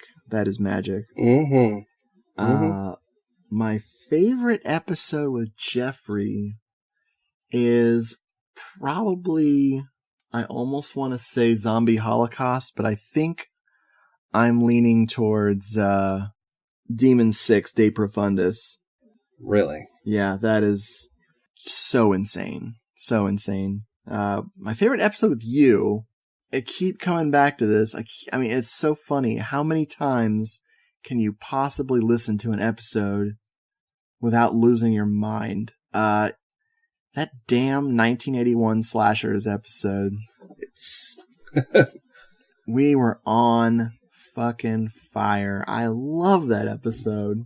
It is. It's going in a time capsule. It's a good one. That one with the runner-up of recent is the Prom Night episode. Our Prom Night series. We had a blast doing that. It was recorded over like 4 weeks or over a month to get all of those segments. Over a month, yeah. Yeah, we finally figured out the key to long episodes, and that's peek behind the curtain or just podcasting advice. If you want to do a 2.5 hour show, 3 hour show, don't record it at once. Record it over a series of nights and then edit it later because it comes out great. Yeah, it did. That's how you keep. That way you don't get the tired at the end. What were we doing? What was it? Was it the Fulci one? No, it was the Bava horror episode. We were just gibbering fools by the end of that. It was long. It was insane. It was ridiculous. So yeah, those are my choices for all the different co-hosts. Excellent choices. Basically, any episode I'm on is my favorite. No doubt. Booyah, because I'm a narcissist. Mine too. Richard, what is your favorite non-podcasting activity? Sex. Just kidding. Tyrannosaurus sex. I don't know. It has to be playing in my band, being a guitardist, or just in general being guitarded. You do it well. Well, thank you, sir. I definitely depend on guitar pedals and the patience of the audience. I've always tried to be in a band before I could play an instrument, and then eventually I gave up trying to be in a band and just started playing. And I'm one of the weirdest self-taught musicians you'll ever meet. I have a complete inability to play a cover song. Like the 5-chord wonders of Bob Dylan, to the 3-chord punk song, to the riff from Smoke on the Water. Those are all completely alien to me. I still don't understand anything about music. You can play your own songs over and over, though. Yeah, but not very well. I tend to make a lot of mistakes playing my own songs that I've written, which is even more pathetic. But when they're your own songs, they're not mistakes. They're just variations on a theme. Exactly. It's like jazz music. It's garbage. No, I definitely am a tenacious guitar player. If nothing else, I refuse to quit. So it doesn't matter that I'm surprised. Terrible. Surprised because I thought you were going to say yard work. Oh man, runner up every Sunday. No, we bought a house. Sunday. We bought a house, I guess a year ago, and it's been endless. The main thing was taking the yard from the total wasteland that our previous owner left it in, and or just beating back the jungle and turning it into something that the neighbors don't shun when they walk by. And we don't take it too seriously. We don't live in one of those places that has a frickin' neighborhood association or anything, so we let it get a little long sometimes. But Leanne and I are both very proud of how much we've done.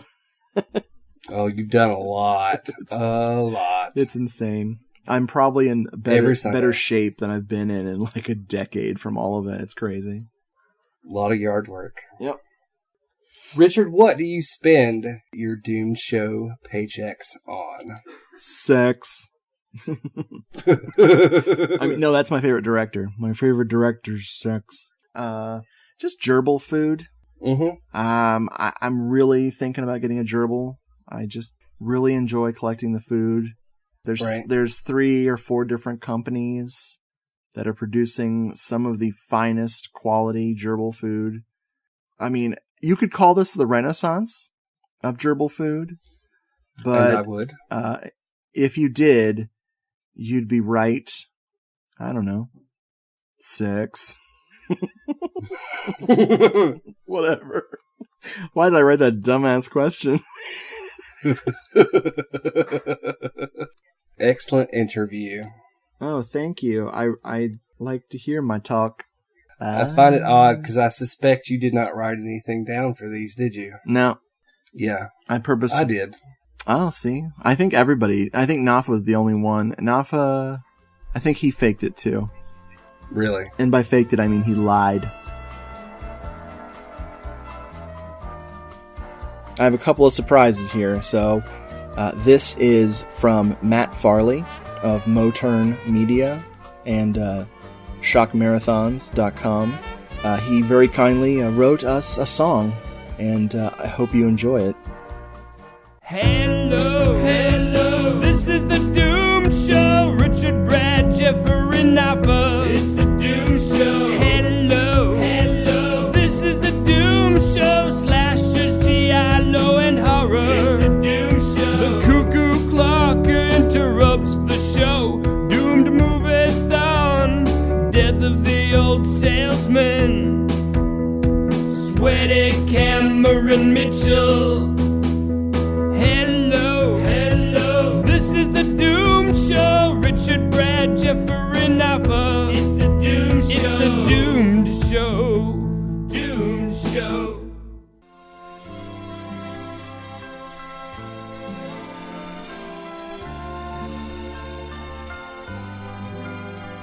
Okay, we had a couple of nice listeners call in.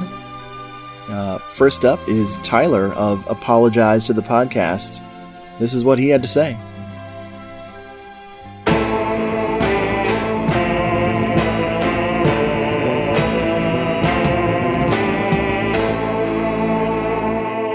Well, hello, Richard and Brad.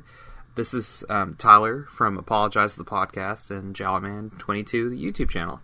And I was just calling in or sending an MP3 in to wish you guys a happy anniversary. And also, happy anniversary to all the other co-hosts that you guys have had over the past couple years. Such as, Jeffrey and Jose and Nafa and Aaron and Scott and all those other cool duders out there.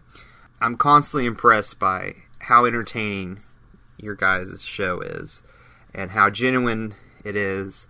That genuine love that you guys have for genre cinema is what makes the show stand out, in my opinion. Because we have, the internet is just full of cynical, angry people who want to nitpick the crap out of everything. And you guys take the time to look at some, less than excellent movies like The Bloodsucker Leads the Dance or Enigma, which, I enjoy Enigma, but it's definitely not the best movie ever. But you guys still show it some respect and point out the, the pros and the cons. Special happy anniversary.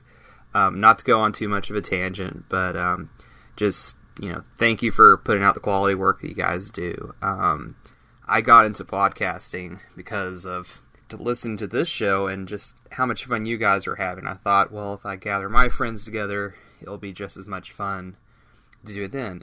It's a lot of hard work putting a podcast together and, scheduling and all that stuff, but I really enjoy it. So hopefully I'll make it to a 50 episode mark or something like that in the future. Hello, This is the Doom Show is the first podcast I ever listened to, and it's still up there with one of my favorites. So, bravo, cheers, you guys, have some J&B on me, and here's some anniversary cake that I'm sending through the microphone. I don't know if it's going to go through there. And I guess one last thing before I get off is, I'm actually going to try to commission that, back, I think it was the Halloween episode, I wrote something in, and you guys mentioned, Jalaman sounds like a really cool superhero name. So I'm going to try to see if I can, put together some kind of weird little graphic art thing of me as a superhero and see how bad that might look. But that'd be really cool to be, the actual Euro horror superhero, Jalaman. I might have to use that a little more, but I will, of course, send any licensing fees and stuff to you guys in the show. But anyway, happy anniversary to the show, and just keep on trucking, guys. You're awesome.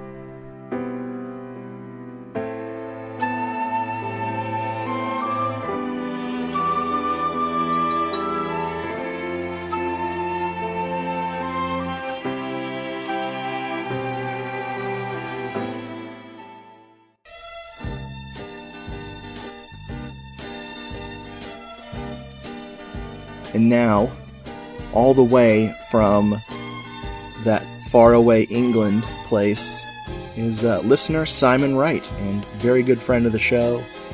Here's what he had to say. Greetings, gentlemen, and happy 4th anniversary. Thanks and congratulations to you all for the past 4 years, and for your continued efforts. Podcasts are always very entertaining and insightful, and certainly made my bus journeys to and from work and, doing the laundry and all these other unfortunate, tedious things we sometimes have to do much less so. So cheers to you all. And keep up the good work, like the man says. Don't want to take up too much of your time here, but I do have a quick question for you all, if you wouldn't mind answering. Or get back to me later, as it were, on it. And what it is, just wondering what your favourite horror films are from the past 4 years.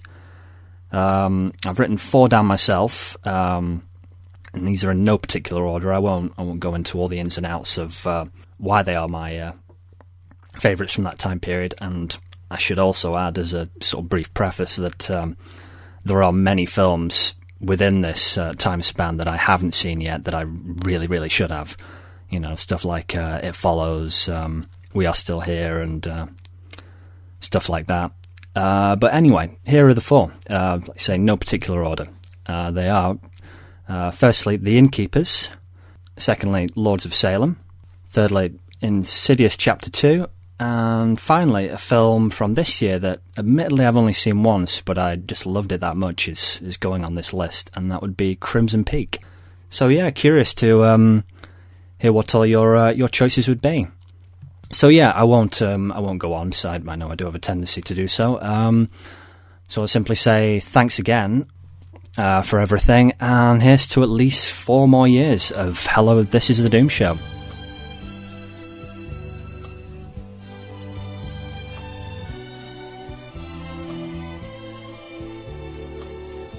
And now Brad and I are going to go through all of our shout-outs. We have a list of people we want to thank, list of podcasts we want to thank, so hold on to your hats while we run through our thank you list. Here we go.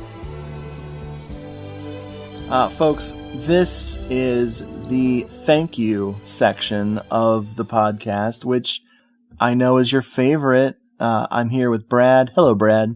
Hello, Richard. And we have a list of people. We have a list. It's so big we split it in half so that we could thank all of our peeps who made this show possible. Do you want to go first, or would you like me to go first? You go ahead. Okay. Let's see. First of all, got to thank Scott McDonald of EuroCultAV.com. We like him so much that he was on the show. Yes, he is a great guy. Totally. Dear friend of the show. Absolutely. Check out EuroCultAV.com as soon as possible. It is a fine website. It's a little bit misleading because it's just the Olsen twins movies reviewed, but whatever. There was a lot of them. I mean, it wasn't easy. Thank God. Moving along to the listy, I have Jose Cruz. He was a one-time host of the show and a good friend of the show. Dear friend of the show. Absolutely. Are all these people going to be dear friends of the show? Yes. I have to thank the Hateful Dead podcast, and I also have to thank Tyler of Apologize to the Podcast. Tyler has been a true blue fan-a-roo since we first started. The Uncommon Interests podcast with Craig Chaos. Gotta thank him. And I'm going to thank the Good Movies for Bad People podcast. Those guys are killing it right out of the gate. Killing it. I have to thank Matt Farley of Shock Marathons and Moturn Media. That guy is an inspiration to us all. And I'm going to thank Troy Howarth, author of So Deadly, So Perverse, and author of The Haunted World of Mario Bava, and author of the upcoming Splintered Visions book on Lucio Fulci. I'm looking at 2 of them right now over there on the shelf. Thanks to Mike of Grindhouse Video. You should listen to that interview. I went all the way over to Hillsborough Avenue to Grindhouse Video and interviewed Mike. So many amazing VHS tapes of horror and just cult movies in general. Brilliant. When I come to visit, we're going to Grindhouse. Oh yeah. Buying something from him. It's a true house of grind. Special thanks, of course, to Shane Migliavacca. Shane, if I just butchered your name, I apologize. He's a dear friend of the show. He's the dearest. I'm going to thank David Assassino. I'm going to thank him. It's cuckoo, but I thank him because you're going to thank him too. Yeah. Also a dear friend of the show. I want to thank Ryan Santowski of New Zealand. Ryan. Absolutely. You're that New Zealand guy who listens to the show. Thank you. Thank you very much. He's the one that had the Hammer horror question, I believe, among other things. Yes, he did. Yeah.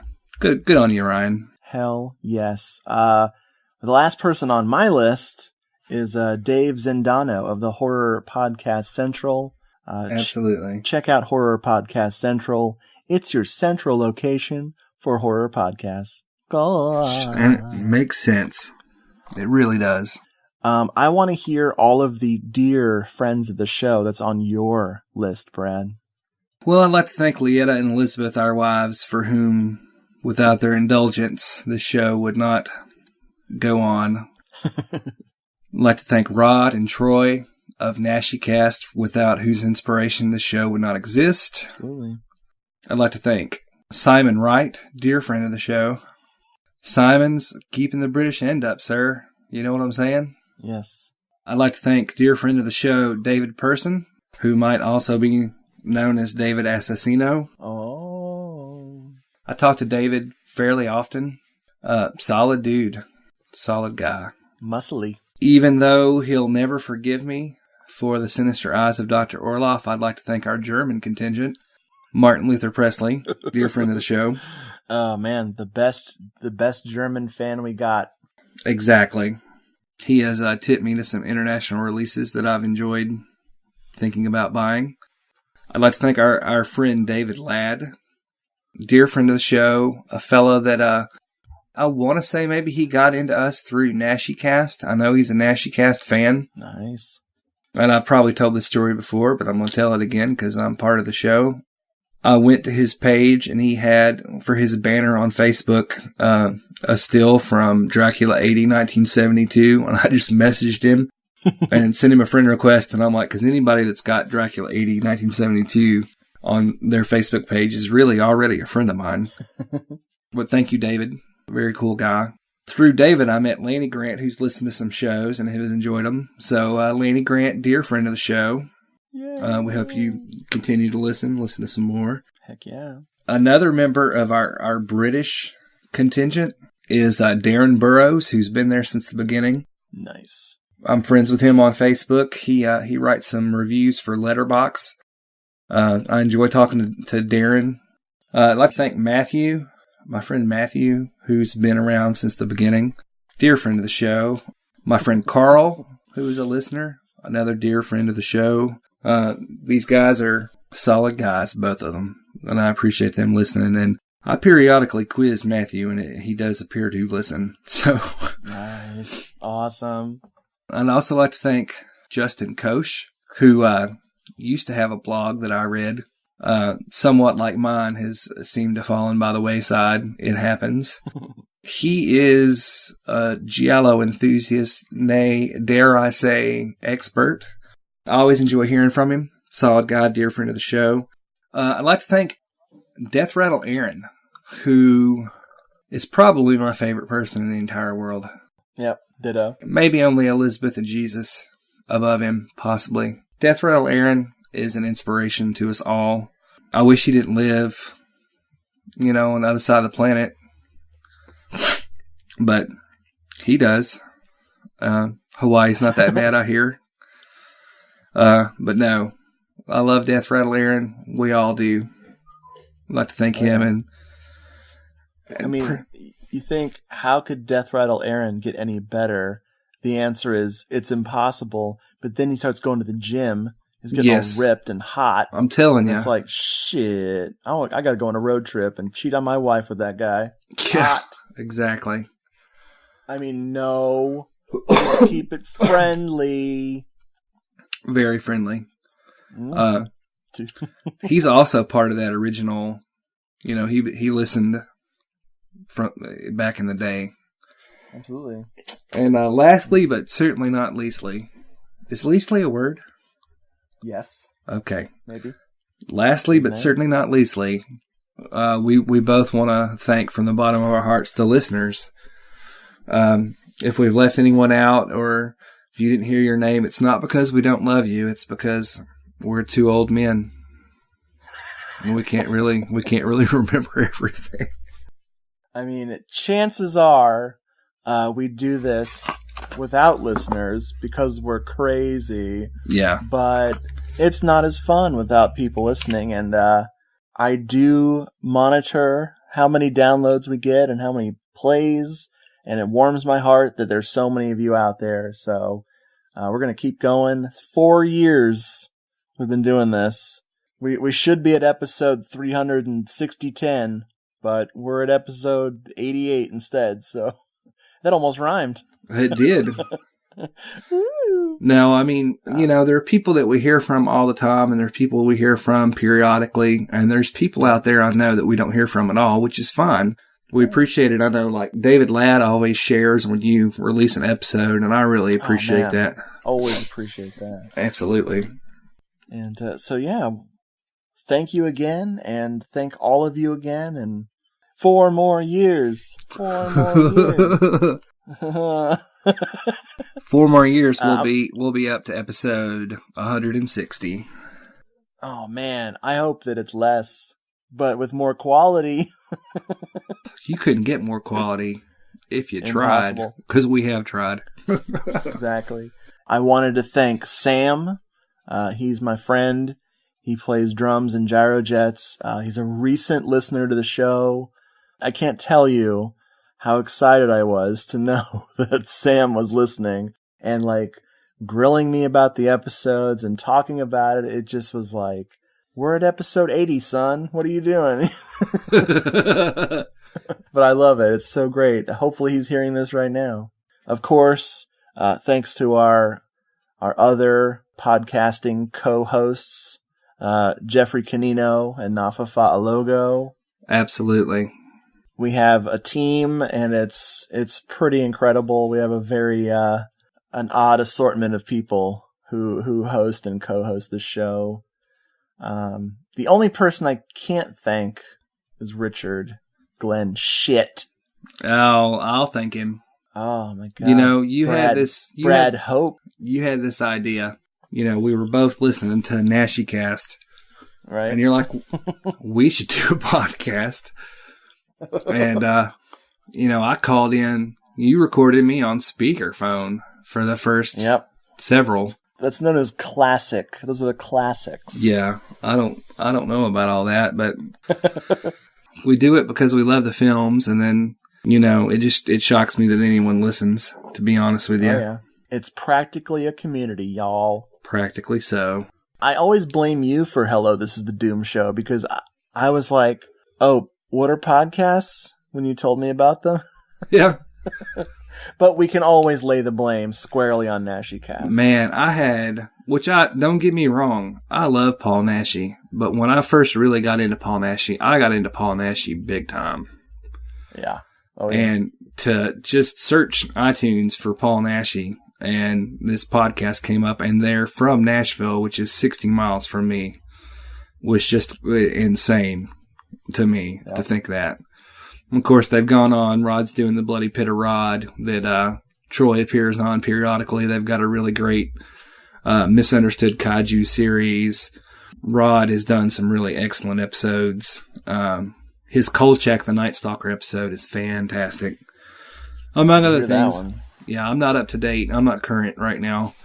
They did a Nightmare City episode. Just a bunch of stuff. They're on their porn phase right now. They're doing Deep Throat. Debbie Does Dallas, and they're doing Dirtbag Dingaling. I don't know. I'm just making up something there. Yeah, this is why they don't claim. Dingaling. They don't claim us. This is why. Rod, Troy, you still want to talk to us? Hello. You're always like, they're great guys. They're kidnappers. They're in a kidnap gang, but they're fair. They ask for fair prices. Exactly. Market value. What is a human worth? Oh, they know. They know. They've got a book. And we'll leave it at that.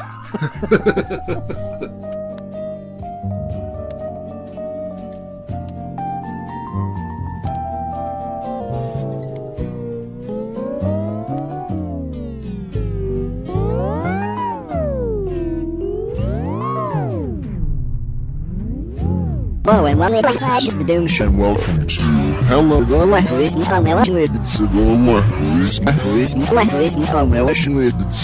the Doom. Hello and welcome to Hello